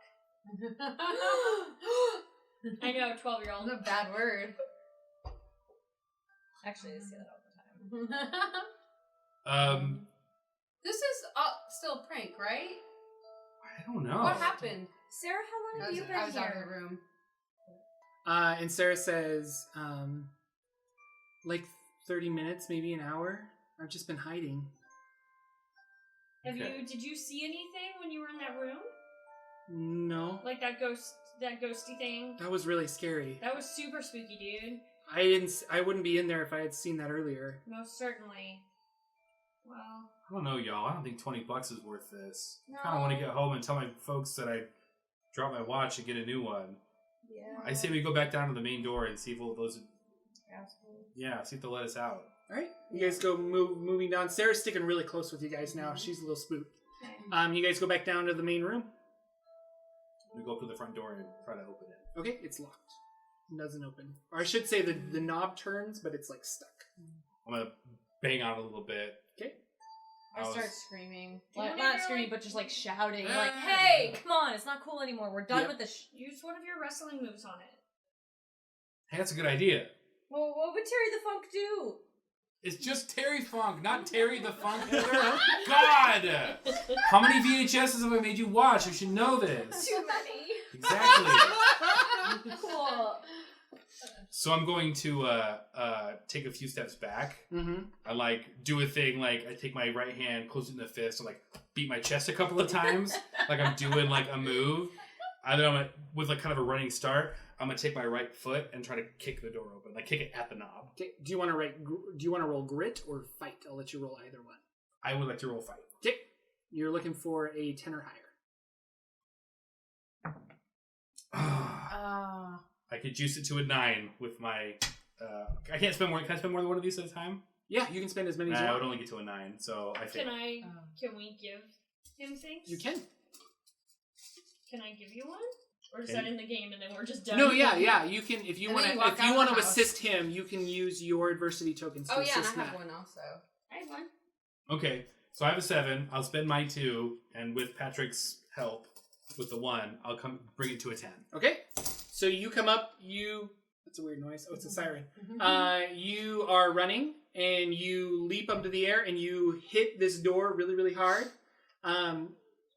It cracks, and as you move away, red liquid comes coming out of the door. You weren't supposed to make it bleed, dude. I'm gonna run in the kitchen and throw one of my rocks through the window. Okay, I think my character's done. It breaks right through the window.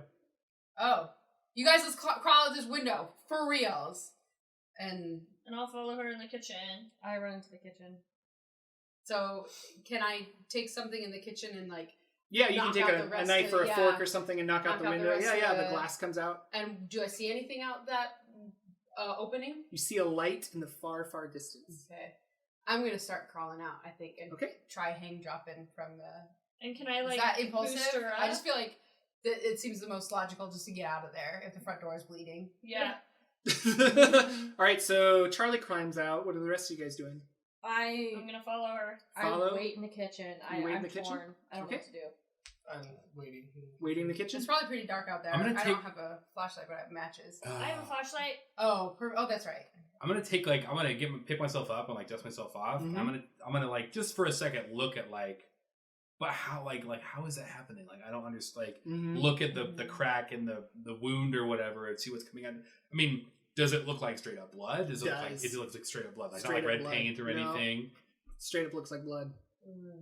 I'm just gonna like just study it for a second and like unless it's like gushing. No, like, it's not. It's just like the Dripping. littlest little dripple coming out. Yeah. Okay, can I tell anything else about it? Like, does it look?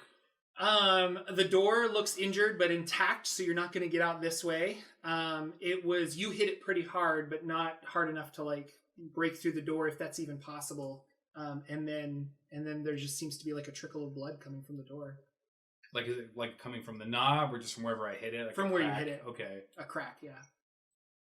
Okay, I'm just gonna kind of shake my head and backpedal a little bit and go to wherever Heather's at. All right, so you go back to the kitchen. Cut to you two, and you guys are running towards this light, I assume. I think just away from the house. Yeah, I'm guessing. So away from the house, right in front of you, I is probably another think light it's a that's like street off in the- light, Yeah, is my it kind of guess. looks like a street light. Mhm. And you guys go running for quite a while. Not quite a while, maybe like. No, I'm gonna get help Um, because I don't want to just leave everybody right. back there if they're not gonna follow. So you go running for like 30 minutes. The ground is weird. There's no street here. It's all like dirt, gravel kind of ground. You can Mhm. feel it underneath your feet. And as you get close to this light, Mhm. you realize that it is the light that you climbed out of, and you look through and you see your other three friends Oh my inside the gosh. kitchen. Oh my gosh. Oh, 4 friends, I should say, because Sarah's there too. Oh right. Oh shit. So If I look around, are there any other lights? Like, can I run to a light again? No, and it's get all there again? completely black No, it's from black. Oh my gosh. and what happens if we don't run toward the light, but we just run that way a little bit? I know. Can I might walk along the house for a bit. Side of the house. You find other windows. Mm-hmm. And you can do a full 360. You come to like a weird wall where the house is embedded in the the earth. Mm-hmm. And then we'll say you walk along that for a little while, and then it just feels like it drops off into like a weird mist. Oh man. I don't have much choice. I don't think this is a way out, dude. No. I don't know. I feel like, not to mess things up, but I feel like if I came against the wall that the house is embedded in, I'd be like, the street's the opposite direction. And I might feel the wall all the way back, thinking I'd come to the street. The If I go- wall of the house. The wall of the house. Mhm. If I follow the wall of the house all the way the opposite direction, what do I find? Same thing. It goes off into this Off into nothingness. nothing. That There's you're no just kind of street like, or there's no anything. street. And it's been the same weird dirt gravel the whole time. Okay. I'm running back to the window. I'm going to shout, you guys, the world is gone. Maybe we should go back in there with them and we'll figure it out. Because this obviously isn't the way. It's got to be some weird, like, house within a house that we didn't know how it was built or something. Because obviously that's what they do. That's what they do. That's a thing that people do, right? Maybe this Yeah, is that's like what some we're- side basement? We're in some side basement. We're in some side basement. Let's just go back inside and find the real door and we'll figure it out. I give you a boost because I'm just slightly older. And Sarah's like rocking in the kitchen. She's just kind of like, doesn't know what's going on. Real nervous. Were you with I anybody? think she might be saying like that it's gonna come back or something. She's saying something Yeah, disturbing. go ahead and like, read what you have here. She thinks she's pursued by an evil supernatural force. So I imagine she's expressing that to us, that it's gonna find us, it's coming for us. It's exactly what she's saying. Yeah. She's just like, it's here, it's gonna come after us. I know we're not safe here, we're not safe here. What's here? The evil, there's just a terrible evil in this house. What? No, that's just like a superstition. Like, nothing's gonna come get us. We just gotta figure out our way out. Yeah, this Where weird do you want house to go? with a side basement. Well, not out this side basement, because that's bullshit. Yeah. So that was you guys going out the kitchen window? Yeah, we went toward the light, and it was just the kitchen window again, with you guys looking out of it. Shit. What? It's really dark and confusing down there. Like, we thought we knew where we were going. It's not. It's just some weird extra house. Sarah, was there anybody with you? I was here by myself. I ran from the bullies. Why were you by yourself on Halloween night? Well, I don't have a lot of friends. I just moved here. And she's not in costume or anything either. Were you trick-or-treating? I was out. I don't have a lot of money, so we didn't have money for a costume or anything. Rusty doesn't have a lot of money for costumes, but he managed to pull something Way to dunk Way on Way to go, Heather! Just throw out my insecurities in front of everyone. It was a compliment saying that he managed to make something work. He managed to make There's it. nothing wrong with that, Russ. Says the kid with just a Jason mask. Oh my god. Um, It's like, Rusty doesn't know how to read, but he's okay. wait, were you talking about Rusty or me? I was talking about Rusty. Okay. You're like, yeah, kid. No, my older brother just doesn't know how to put things together or get what he wants. Whatever, I look badass. Cool. Shit. So, I have a question about, like, I know there's, like, no HP or anything like that. Is there, like, a way that you get knocked out or, not that your character dies, but, like, how do we know when we're, like, too hurt to go on type of thing? So it's more of a story-driven game. Right. So if it's like my arm got hurt or my leg did and I have to limp through this, okay, I'm losing blood. My friends have to help me, get me to the hospital. Uh-huh. You're just a regular human kid. Right. So there are, like, he got scratches on his hand. Like, there are serious, I mean, you could die. Okay. Like, that's a possibility. But there's no hit points that you know of. It's kind of like, we just story it like, I dodged this by taking it in the shoulder. Well, now you've got a bleeding shoulder. And we have to figure out, like, what that is. Okay. So, Okay. yeah. So I'm going to address Sarah. I was like, because she's still like, it's coming, he's here, he knows we're here. Like, did you see something? Like, did you, like, what are you talking about? Just like I sense it. It's the whole house. It's everywhere. Dang, they got you good, huh? Okay. Okay. Can't go out front. Apparently the window goes back here. Did you say there was a door with a window in it? Yeah, like a kitchen door to the outside that has like a window in the top half. Yeah. Is it the same wall that window is that we went out just now? Yeah, you Okay. thoroughly explored it by going all along the edge of the house. Yeah. Probably wouldn't bother with that one. And the basement door doesn't open. Mm-mm. I think all we can do is just keep looking for another way out of here, right? We've got those 3 other rooms. We can look Yeah. around. And downstairs, Maybe we they have have one of down those- here. Those emergency ladders. that Sure, get for you- like, yeah. Mhm. For like fires and stuff. I'm going to look at Charlie or whatever. Like Charlie's really sensitive about fire. Yeah, right. I was like, Didn't even occur to her until you looked at her funny. Yeah, exactly. It wouldn't think until he made it weird. Yeah. So there's 2 more rooms on the ground floor. that we need to Those look probably have most likely to have like a back door or something. We should go check that out. But we didn't find anything in the cabinets before, right? But I think Charlie would flip through the cabinets real quick because I think she's got it in her head to look for salt if there's ghosts. Nice. They do it in movies. Yeah, you find some salt. Okay. Sure. She's gonna grab some salt. Great. How is she keeping her backpack together? Like, do I just need to hug it for the rest of the thing? I can see her Probably, doing that. or Yeah. take out, like, or leave it in the living room maybe or something. Like, do you want to keep it with you? I think or- she probably would just keep it. Yeah, because it's for ripped dear life. open, Yeah. so like you'd have to kind of She's- hold it like She's that. gonna hold it for now. Okay. She's just holding it with salt and rocks, and yeah. I really don't need my backpack, so I'm gonna give my backpack to her because most of the stuff that's in my backpack I'm actually more or less wearing. Okay, great. Oh. So Your fanny pack. yeah. So I say, but whatever you do, don't scuff up my 1980 WWF Championship trading cards, which are definitely one of the things that are in my backpack. Fan-fucking-tastic. I love it. It's a full set. It's mint condition. So anyway, here. Why do you take that trick or treating with you? I take it everywhere. Okay. He literally does. It's because the VHS tapes are too big to fit in there. And he's tried. Yeah, I thought they would fit. They don't. Well, thank you. So, and then I'm gonna write down your cards. Yes. I'll say sorry about your rocks or whatever. I got most of them back. They're fossils, by the way. Okay. This is a troglodyte. So I guess we go to one of the closest room on the ground floor from the kitchen that we haven't looked into yet. The ground floor in the kitchen? Yeah. Okay. That damn Vitrola. Is it starting up again? The record's back on it. No, I took that off. And I moved the arm. I'm gonna go take the record and break it. That means there's some like Turd Ferguson. Yep, you broke it in half into just, like 3 or 4 playing pieces. it. It's like falling over. Ha! There are 2 doors here. Which one do you want to go? I don't know, like left or right?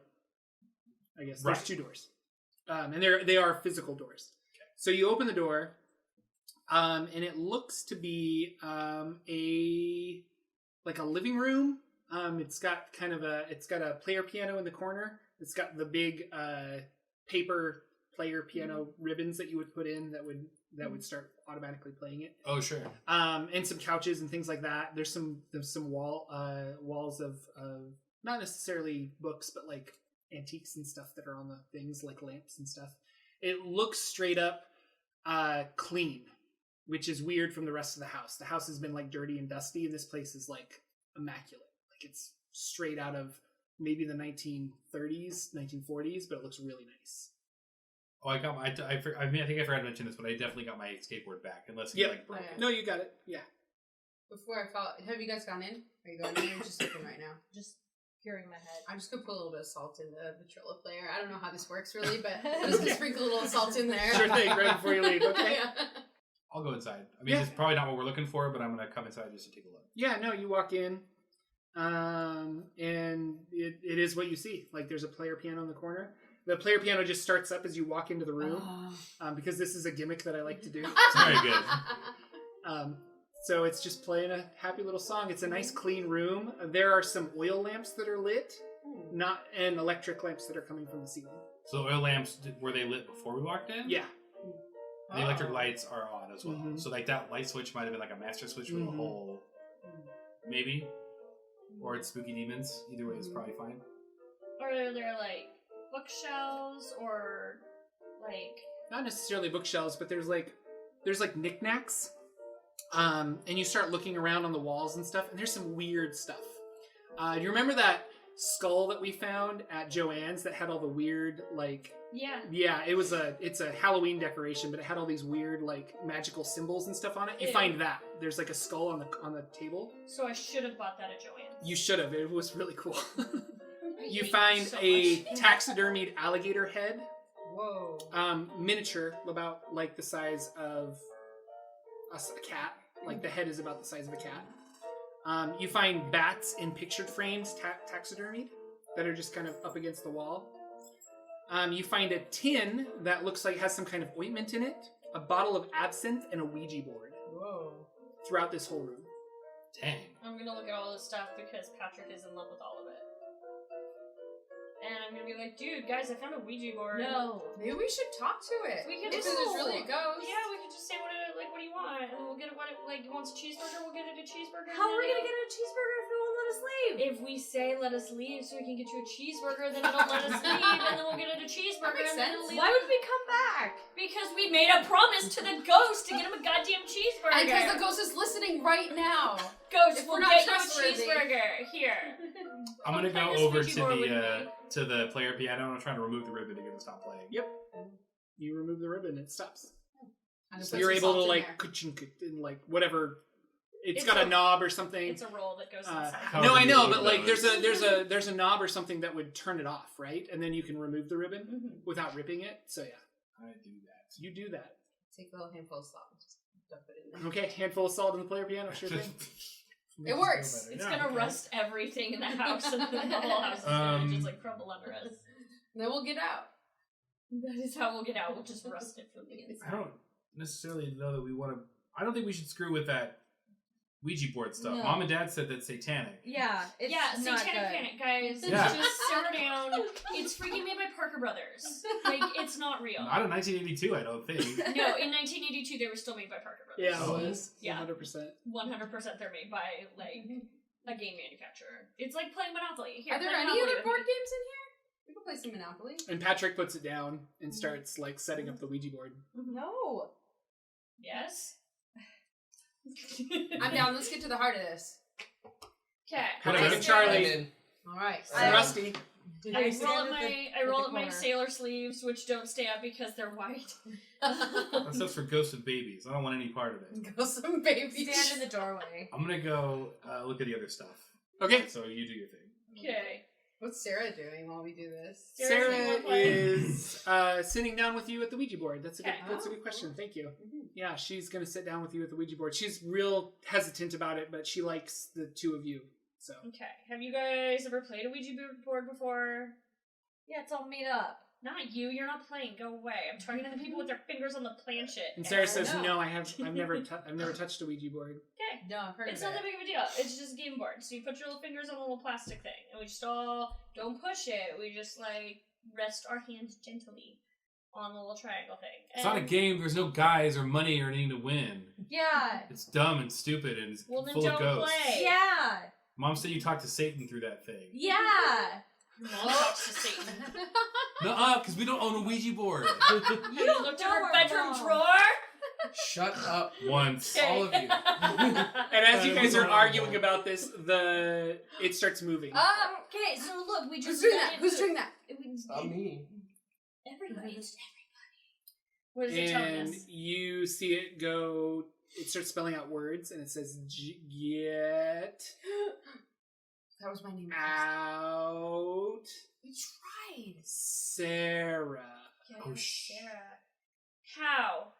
Hey, that's not nice. We just met Sarah. Like, quit screwing with her. I'm not fucking Yeah. with her. How do we get it out? How do we get her out?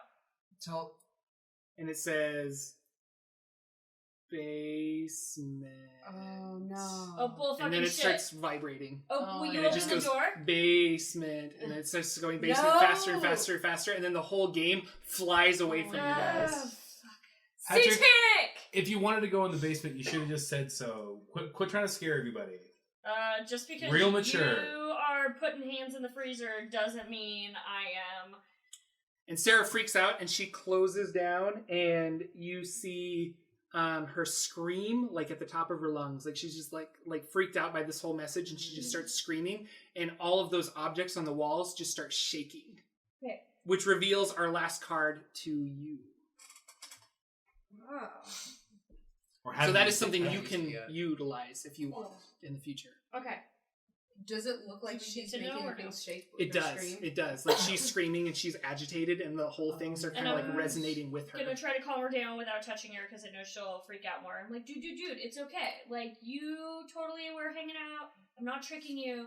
We're gonna figure this shit out, okay? And she goes, she takes a big breath in and breathes out and just kind of like calms down a little bit, and all the shaking Okay. stops. Good job. So, you've never been in here. We gotta go in the stupid basement. Whatever. Maybe there's a way out. Do we know where people keep keys to key basements? Key It basements? was too hard to say. I'm obviously drunk. Yeah, did it have a keyhole? Because you said the knob. It did have a keyhole, yeah. Okay. Because you said it was stuck. Oh, So, do we need to find, like, a key, maybe? Maybe. And Sarah says that might work. I don't know if going in the basement is safe, though. I don't think it is. I mean, Why? if you didn't actually do that, we don't know what on the other side or whatever is telling us. Maybe it's like that's the Yeah. wrong thing to do. I think we should do opposite day. Like, do whatever the ghost did not tell us to do. Yeah, 'Cause, but like, if they wanted to fuck with us, they would just do it in here. There's nothing special in the basement that's gonna make it easier for them to kill us. maybe there's more. Maybe there's like But corpses why are that they come why alive are and they telling attack us you. to go to them to the basement anyways? to get out of their house because they want us out of their house because we're in here being assholes. You can't get out of a house through the basement. That's the most in a house you can get. Yeah. Unless you're in like Kansas or something, which are using I don't know where Illinois Oh, is. but the outside. Sarah, this thing knew your name. Would you know its name? I don't. I just know that it's after me. Why? I don't know. Has it been It after hates you? me, or it's been chasing me For how long? for a long time. It's my family's moved so many times to get away from it, and it seems to follow us. This has happened to you before?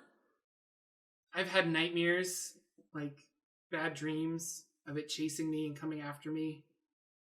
I honestly think my parents just like are nice enough to say, "Well, we'll move and it'll go away," but it always seems to come find me. And you think this is that same thing? I feel it. It's really evil, and it's after me. When did this start? As long as I can remember, like Oh. maybe when I was 6 or 7, I don't know. Do you remember meeting it before? It's always kind of been there in the back of my head. Okay. Have you ever met it physically, like that No. ghost in the bed? No, never like that. Okay. So Have it's you the ever first seen time. anything like that? Never, nothing like that ever.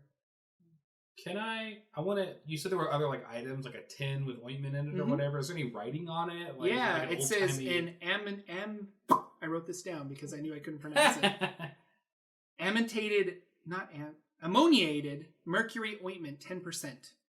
Directions apply to a limited area as directed by a physician. It's mercury. Don't get too close to it, guys. That's Yeah, how it mercury. Ammoniated That's a bad mercury? doctor. Ointment. Yeah. Do I know? No. Do we, Old. does anybody know anything about ammonia or mercury? It's got a date on it of like Mercury's 1890. poison. Yeah. It's like really old stuff. That's probably how the old dude killed his wife. He gave her this poison medicine. Yeah. Mercury stuff.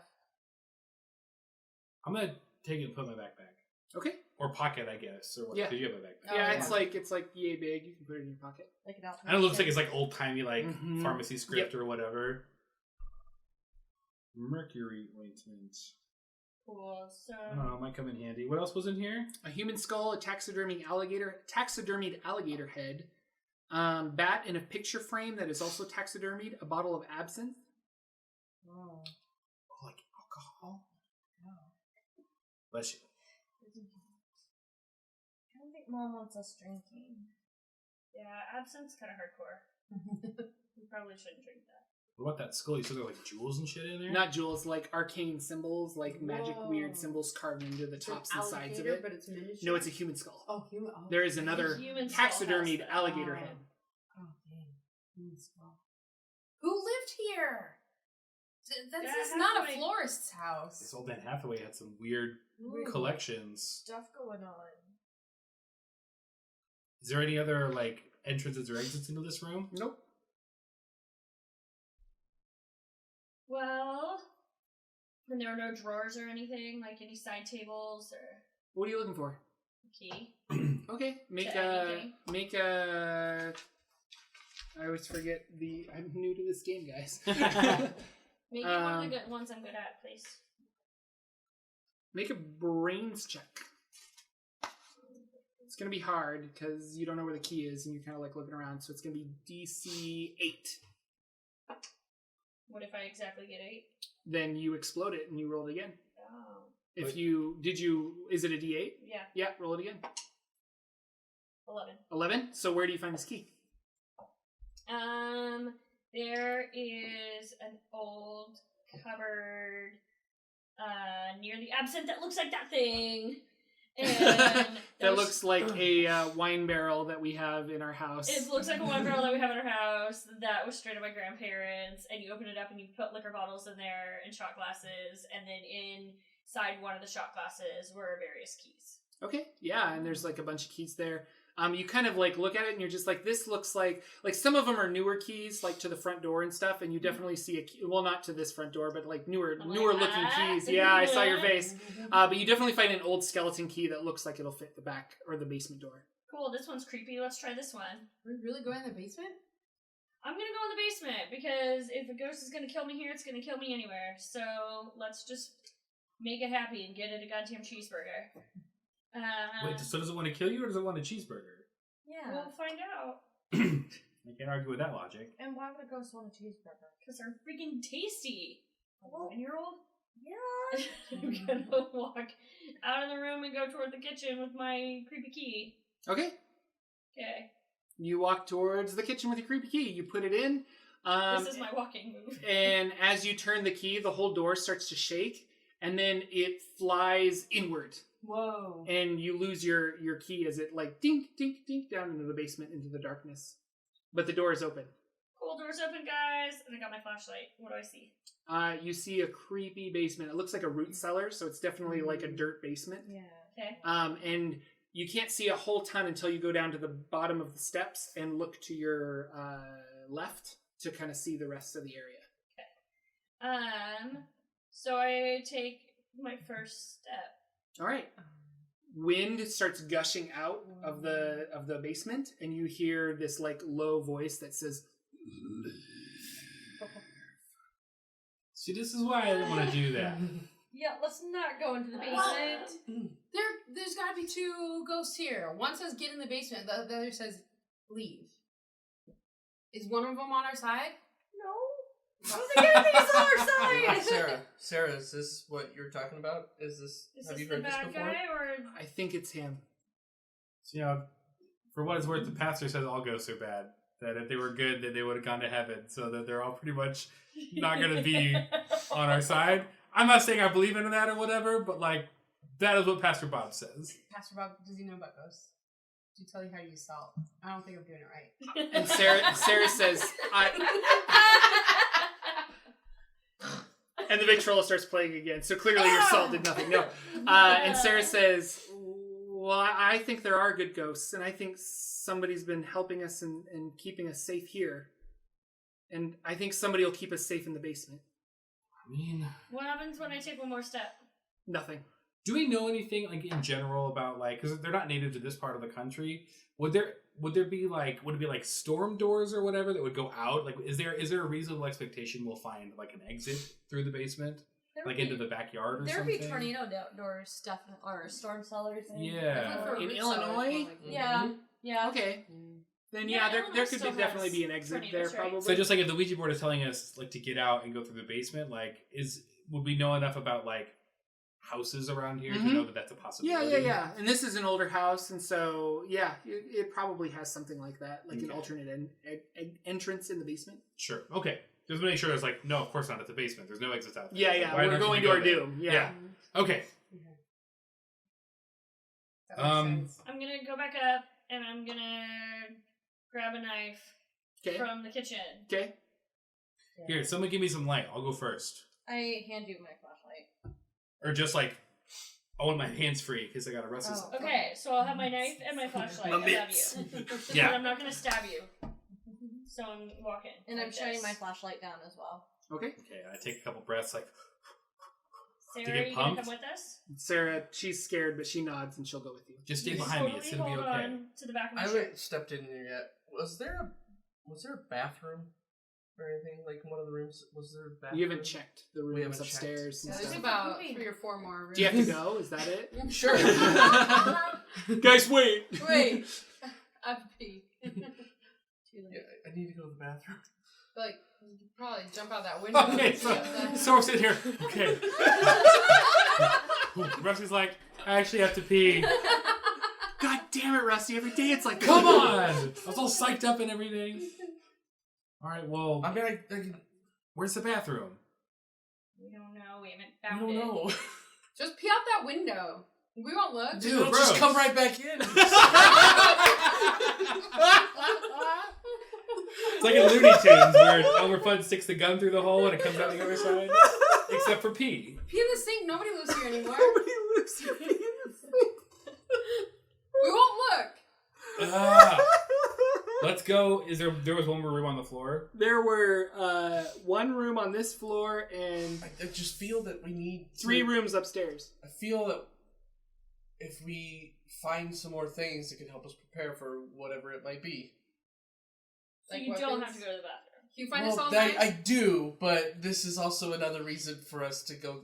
We need to get prepared for whatever. Well, I've watched too many movies. And DM speak, like, this is a good point to go down into the basement. It's kind of like the final spot, if that's where you want to go. If you want to keep exploring, I do have more to explore. Okay. We are at like 5:10 All right yeah. now. And I'll edit this out later. Jordan, edit this out. Yeah. I mean, like I would need to leave in the next like 20 minutes. But like I'm okay with maybe checking out that last room on the ground floor at least. Will we have time in 20 minutes, or is the basement going to take I don't know. 20 minutes? I've never played this game before. Okay, let's go find I'm looking for one thing in particular. Dusty is stupid bathrooms. What are you looking And for? what I would want is something Plunger? in the bathroom. Or would be in a bathroom. Or maybe if this would be the kitchen or underneath the kitchen. I'm looking for a can of like hairspray or something aerosol. Oh. Okay. So I'll save you some time. There is a bathroom, and it's upstairs. So you go looking through some of these rooms, and you open... What? They probably won't have aerosol though if it's We Yeah. wouldn't have anything aerosol. or Probably anything not. But you flammable. They open... did in Stranger Things, though, didn't they? Isn't that Well, one thing it they did? probably they have aerosol things exist, but not in this old janky ass house. This old Unless they cleared 1930s. out, like, how long ago? But you open one room, and it's been it's a while. full of porcelain dolls. That would have been a fun room. And you quickly close it because you're spooked. You open another room, and it's full of sewing material and like a model that you would dress to like put a dress on. Or that it would Dress strangle form, thank you. And you close that room. That's And you probably open the possessed. third room, and it is definitely a bathroom. There's not any aerosol stuff that you find, but we'll see that you search around. Like, you're looking for something flammable, right? Mhm.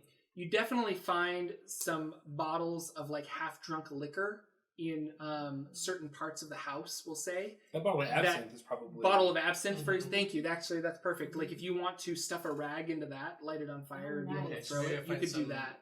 Some Like a linen, cocktail some kind of thing? cotton, Yeah. something that I can Curtains, tear up. you tear up curtains, things like that. Yep. Someone's gonna do that. Rusty, Jeez. what's taking him so long? So yeah, you've got a Molotov You cocktail. have If to you I say want. come back with a Molotov cocktail ready to Holy go. crap, Jeez. Rusty! We thought you were just pooping.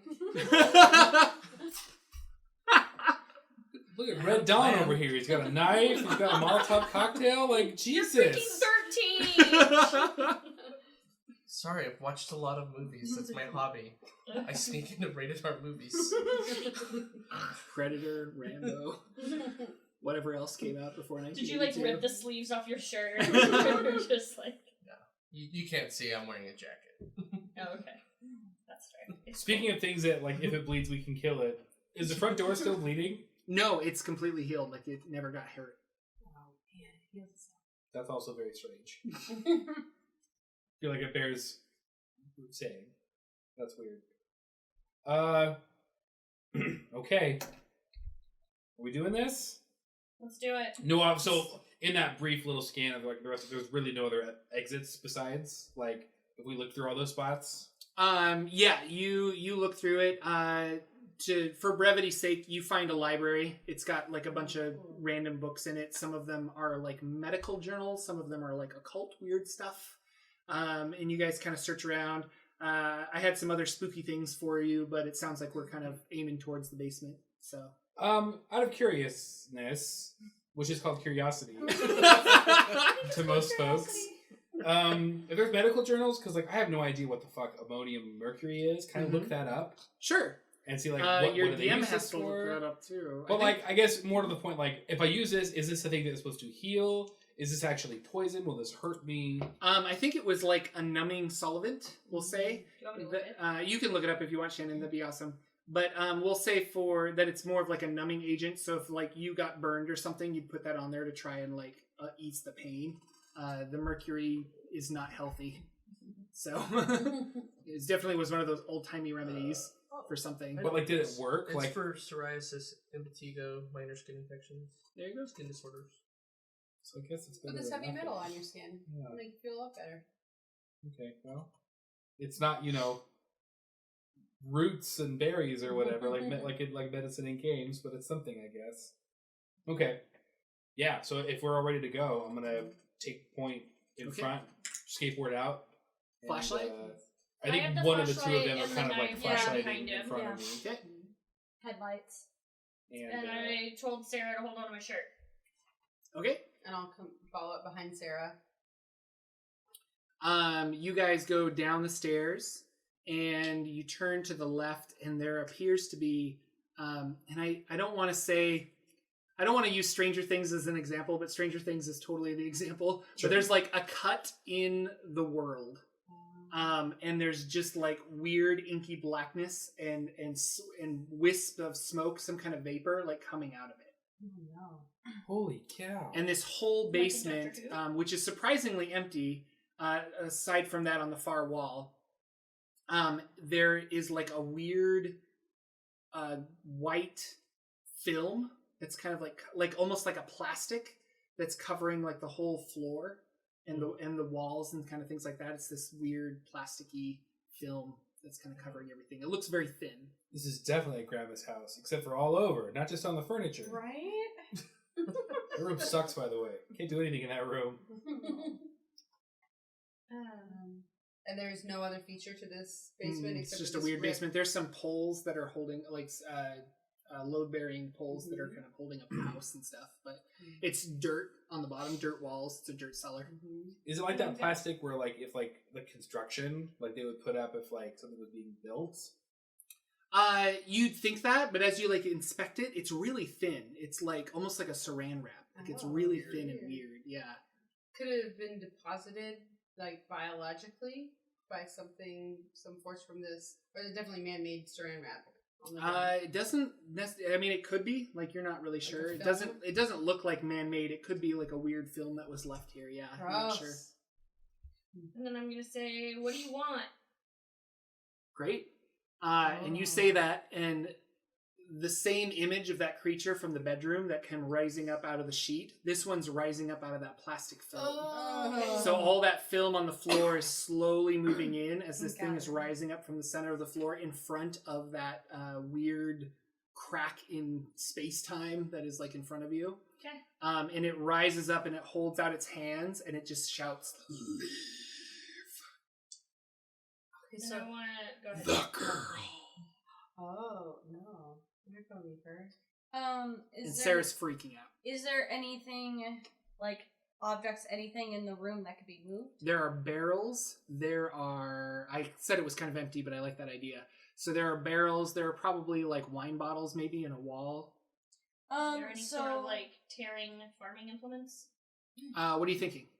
like pitchforks or like rakes or something? Yes. Okay.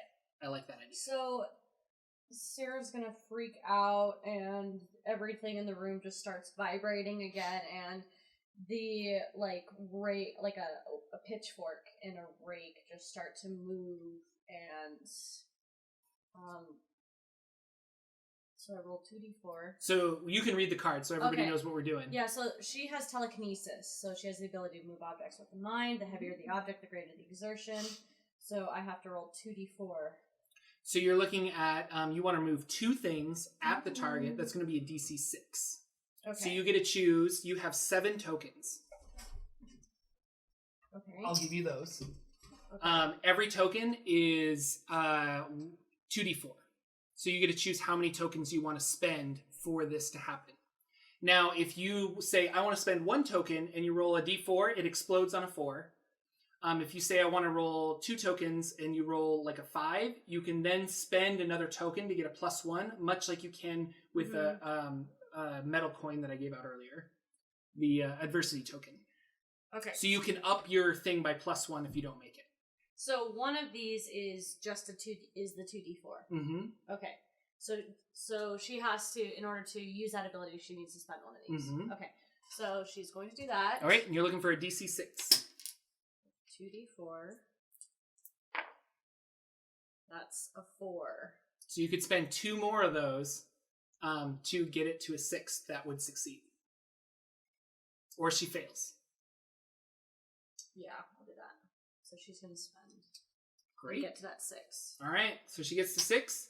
And you get to describe it. What does it look like? So the rake kind of does the rake thing that you see, and it like lands kind of on the ground in front of the like ghosty ghost, and the ghost steps on it and then gets hit in the head with the rake. And then in the meantime, while he's distracted by that, the pitchfork comes and kind of impales like right dead in the center. Nice, and he gets pushed back like 3 feet or something and try to like grounds himself, and then he like lunges forward. And he is you're in front probably? Yeah. So he's probably gonna lunge forward towards you. Make a flight check to see if he claws at you or not.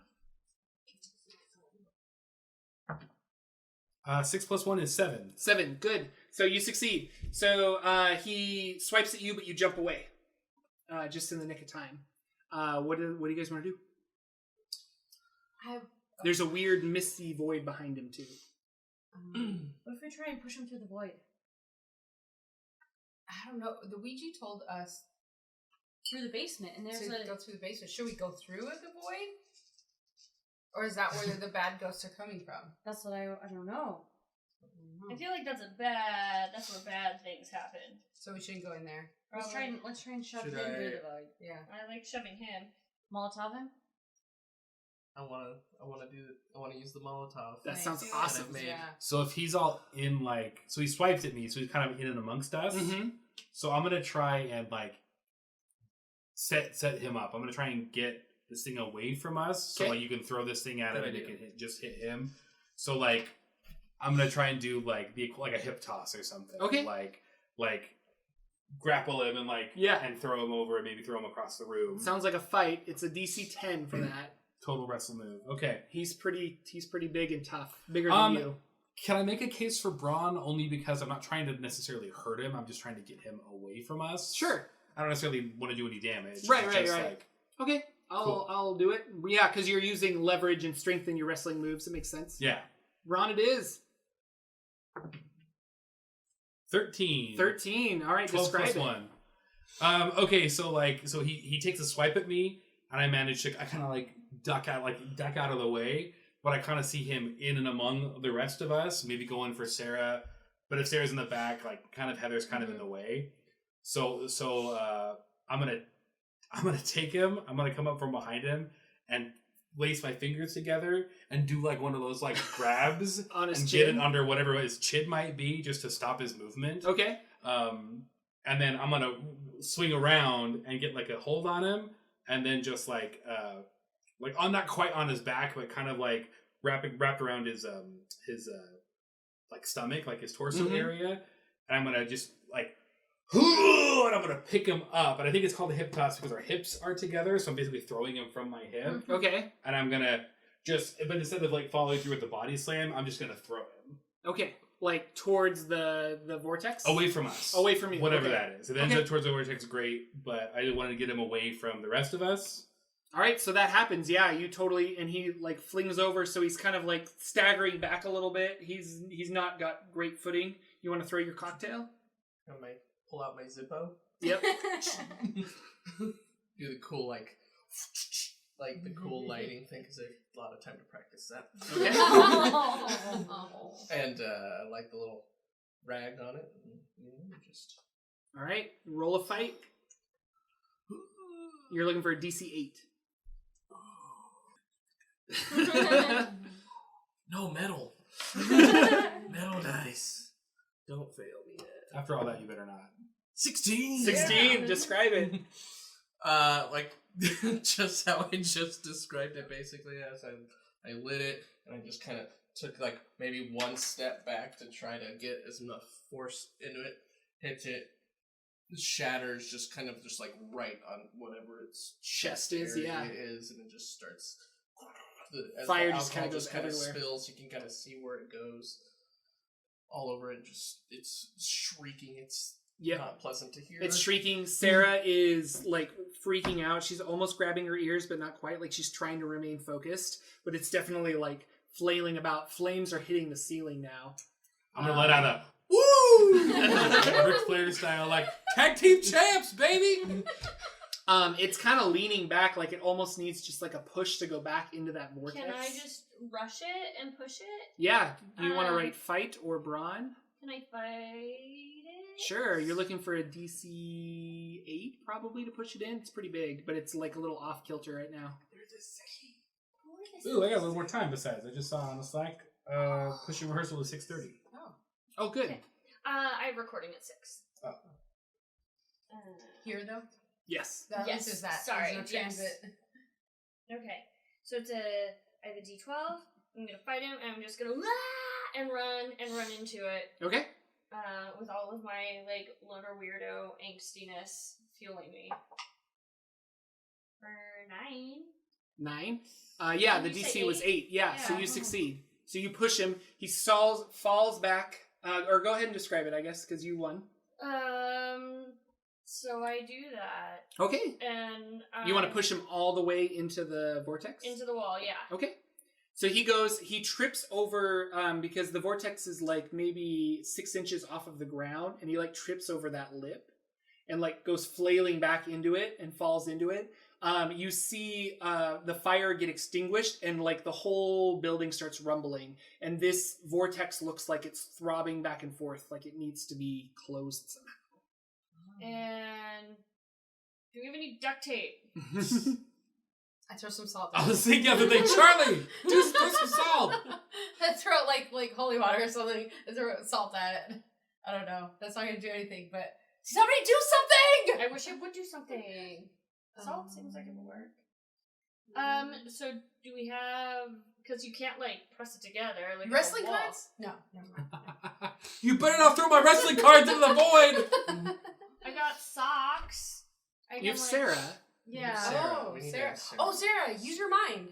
Oh, I'm like, I'm not gonna use her to Yeah, throw her Yeah, in. Sarah, can you close it? She's like, I don't know. do it. I can Sarah. try. You should totally do it. She tries. It's gonna be a DC 11. So that would be 4d4. Right. Do you want to use all? You can use everyone you use is 2d4. So if you want to give me 4, you do 4d4.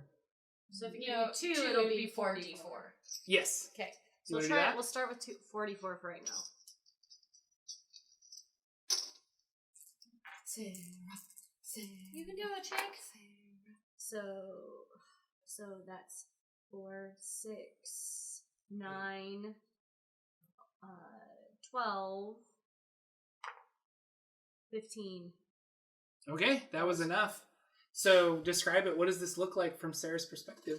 So she is shaking and concentrating, and there's just like sweat coming down her face, and you see, I guess, that maybe the tear just like Shrink up, Stranger Yeah. Things style. I keep going back to that, but I feel bad. I would say, yeah. Describe it without swerving too much into the Stranger Things I see. well, to be fair, I actually Are you kidding me? I know. Jimmy's the same way, only he's obstinately not watching it because he knows it frustrates me, and it does!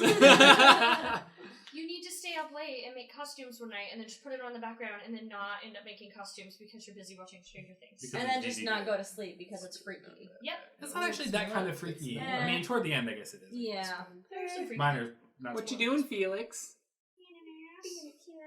So anyway, So yeah, it does. It shrinks, and it might like fight back a little bit, and then keeps going. what is it? Can I ask you a question? What does it look like when she uses her telekinesis? Is it like a handout? Does she like do like a Professor X thing? Like yeah, Like I have never seen it. yeah. Um, I don't know what that is. I've never heard of that.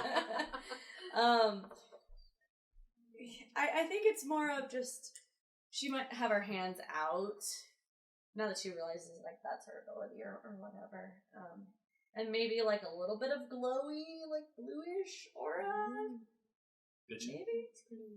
Yeah, Kinda and like so both this hands, this like- whole thing kind of like seals up, and you see like a big like shutter throughout the whole house, like it reverberates back, like boom kind of a thing, and it comes out, and the whole house shakes for a little bit, and then you guys see what looks like sunlight coming through a cellar door that was behind this tear in the wall, and there's light coming through that.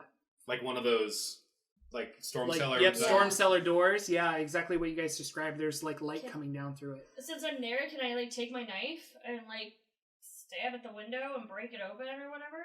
Yeah, You could do that, or we could use Or we the. could just try the Storm there's like a cellar storm door. cellar door that you could walk out of if you wanted. I thought that's what you were just talking about. Well, you said you're gonna break a window, so you can go Not break a that, window, like, and the rest not of us just will like just a go walk random through the window, door. but like I thought you said that the doors have windows, which wouldn't make them a good storm cellar at all.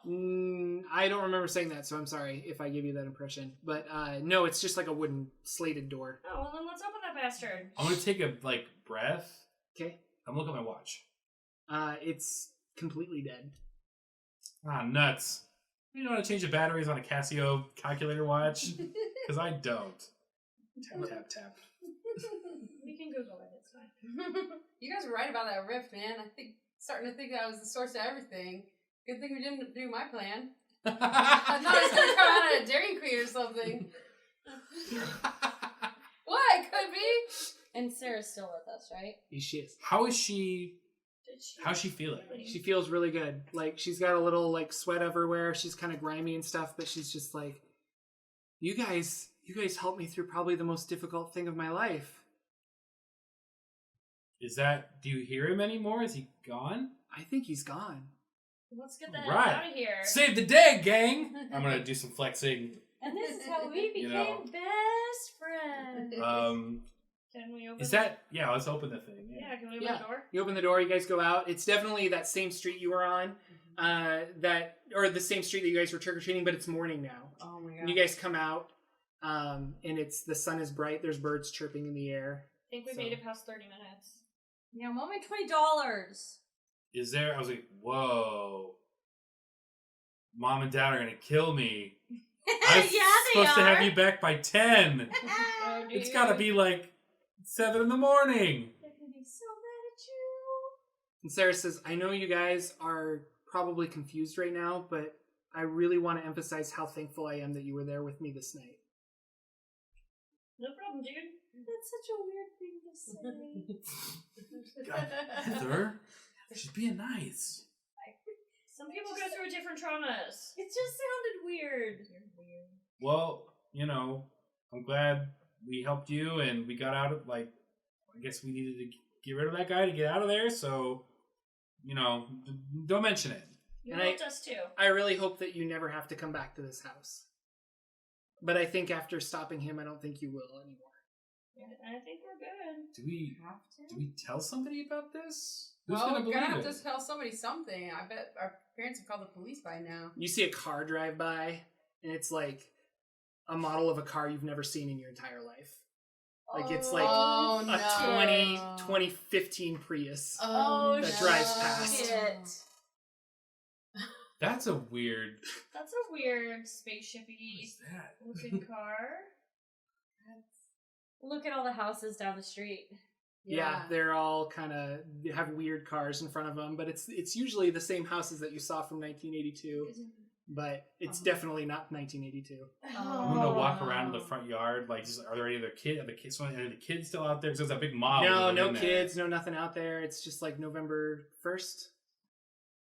Is there a newspaper anywhere? Yeah, sure. There's a newspaper. You guys go and find a newspaper. Can I find a newspaper? Definitely says November 1st, 2018. Oh, damn. That can't be right. This makes no sense. We should have gone through that rift. No, never mind. Forget the rift. You guys are right. Is Sarah still with us? Sarah's still with you. But you guys are realizing what's happening, and you're slowly kind of fading away. Like, you're kind of becoming What? translucent. What? You don't remember when you died or really how you died, but you guys are definitely ghosts. And whether you were tied to this house over and over, whether you were tied to this house for one night, whether you were there to help Sarah, and maybe that's the only reason that you guys came back to was to protect this little girl, she is very thankful. As I'm fading away, looking at my hand Back to the Future style, I'm gonna go, Sarah, what's happening?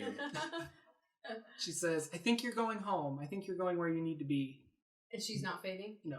Madison Square Garden to watch Terry Funk and Bruno Sammartino tag team championship against Jimmy Superfly Snuka and Dusty of the American Dream Roads. I wish I knew what half of that meant, but I'm sure it's where you need to be.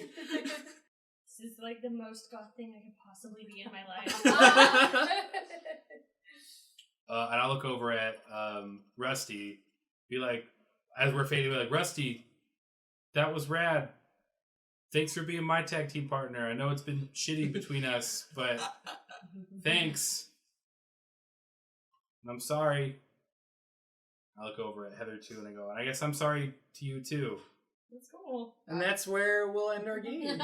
Oh shit! I hope you guys had fun. That was Kids on Bikes. That's Spooky! awesome. I got a good spook going right now. I wish the podcast won't know this, but we didn't get to play at night. It's a beautiful day outside. Yeah, it's gorgeous and sunny and and it's warm just in super here. nice and warm. But secretly, I wanted to play this at night and have it be really creepy and spooky. Yeah, But I think we got some good super spooks. creepy. The Blu-ray or the Bluetooth player worked out really well. Yes. With the creepy music that came in every so often. So welcome.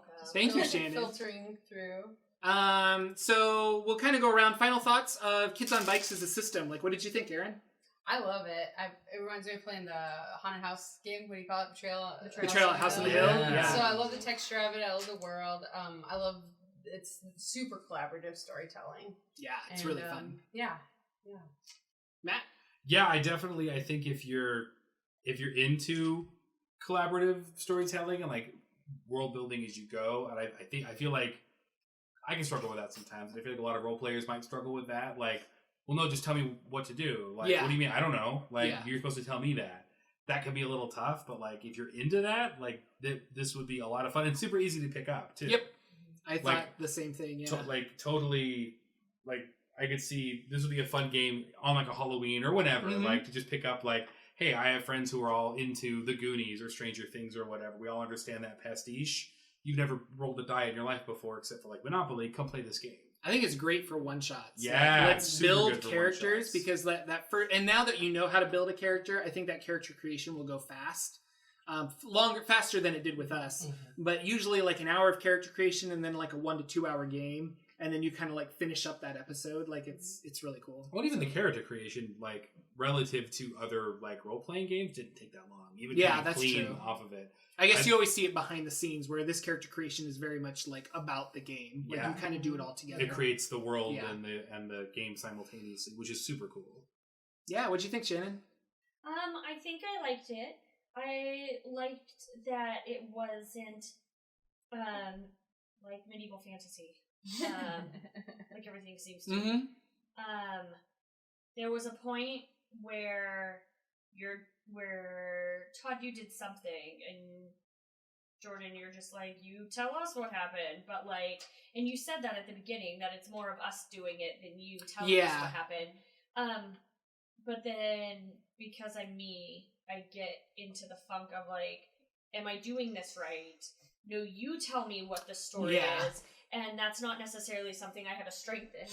Where I'm like, oh yes, and then this fantastic thing happened, right? And the story makes sense, as opposed to just like you tell us the next part of it, and then we'll kind of do things to help facilitate that. Or even going into the basement, where I knew we needed to eventually go into the basement, and so I'm like, okay, but I'm not prepared for what the shit's down there. Like we don't fight anything, like there's no damage or something, so that feels a little weird. That was my number one confusion about the game, is that there was no, you don't have hit points. Yeah. So I'm like, well, how do you know when you're injured? Well, it's not about hit points. It's about, like, dodging that attack or rolling out of the way or something. And so, yeah. But how do you know when you've won? Exactly. I like to win.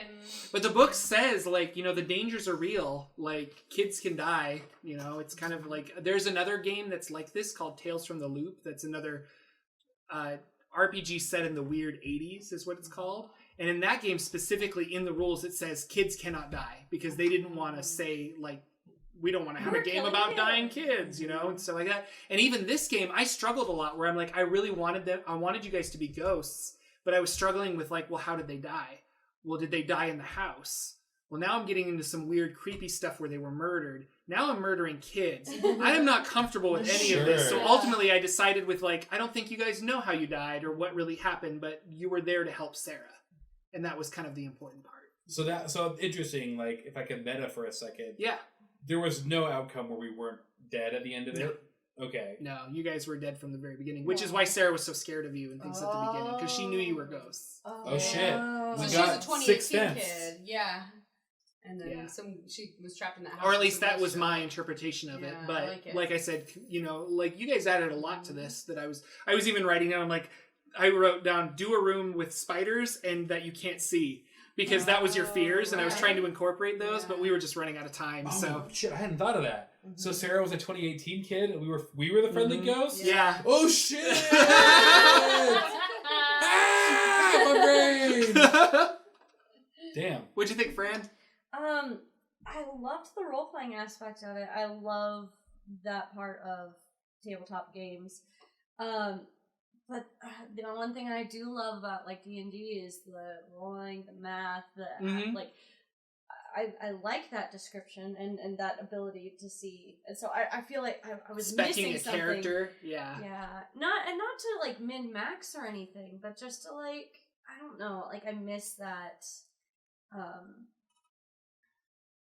being more active. I feel like it's kind of we're active in our storytelling, but it just still feels like we're active or we're passive. Mm-hmm. Yeah, it's different. It's a different muscle to flex. Yeah. So I did enjoy it though. It was good. It was fun. Sweet. Todd? I love it. Sweet. Again, with the Betrayal of House on the Hill kind of feel. Oh yeah! Oh my God, we love that game.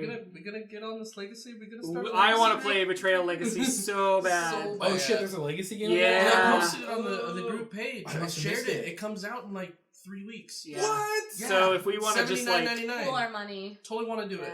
pool our Oh, money yeah, and yeah. stop playing D&D and play Betrayal Legacy for a little while. The thing is, but it's like a legacy game you can play over and over again. You Oh. like play the ancestors. Anyway, back to this game. that kind of feel. I do want to play it again in some whatever what other adventure it is. So the book has like half of this book is the rules, and the other half is like potential scenarios, which is really cool. And I stole this from one of the potential scenarios and adapted it my own way. But there's so many fun ones. There's ones that involve like total Stranger Things kind of psychic girl, and there's other ones that are like Bigfoot and aliens and like robots and just really cool stuff. It's gotta be robots. It's the 80s. Yeah, stuff I like. I like those kind of things. So out of curiosity, because we didn't get to all of Sarah's traits, and that powered character that that was everyone my favorite does thing. is really interesting, but what was everyone's cards for Sarah? Thinks they are pursued by an evil supernatural force. Mine was scared of loud noises. So the part where the shrieking thing, Yeah. I figured was a good opportunity. No, and that's you did exactly, and both of you guys, where you just kind of jump in and you're just like, and some of them were harder than others, so This don't one was feel really bad. hard. But go ahead, Sarah or Shannon, what was yours? I felt mine was very appropriate for me to get. It says lashes out when touched. There you go. And then I had the telekinesis card. Yeah, so she was able to control. And that's the cool thing about that is I handed them out randomly, and then whoever gets the telekinesis card, like you could be like, hey, I want Sarah to do this, but it's ultimately up to Fran because she controls that aspect of Sarah. So it's kind of cool. Go ahead. Mine was just afraid of a member of the group. Yeah. But we didn't really have a thing where she was really afraid of us. She was just, we kind of helped her out. And it just kinda, That'd be hard. so it You didn't have to really work pick out. It was who. tough, and I was like trying to figure out who it is that she was afraid of, and it didn't really seem like anything at all. Yeah, so I was we like, kind of didn't present a good segue for that one, but Yeah. and then that's the thing. The game.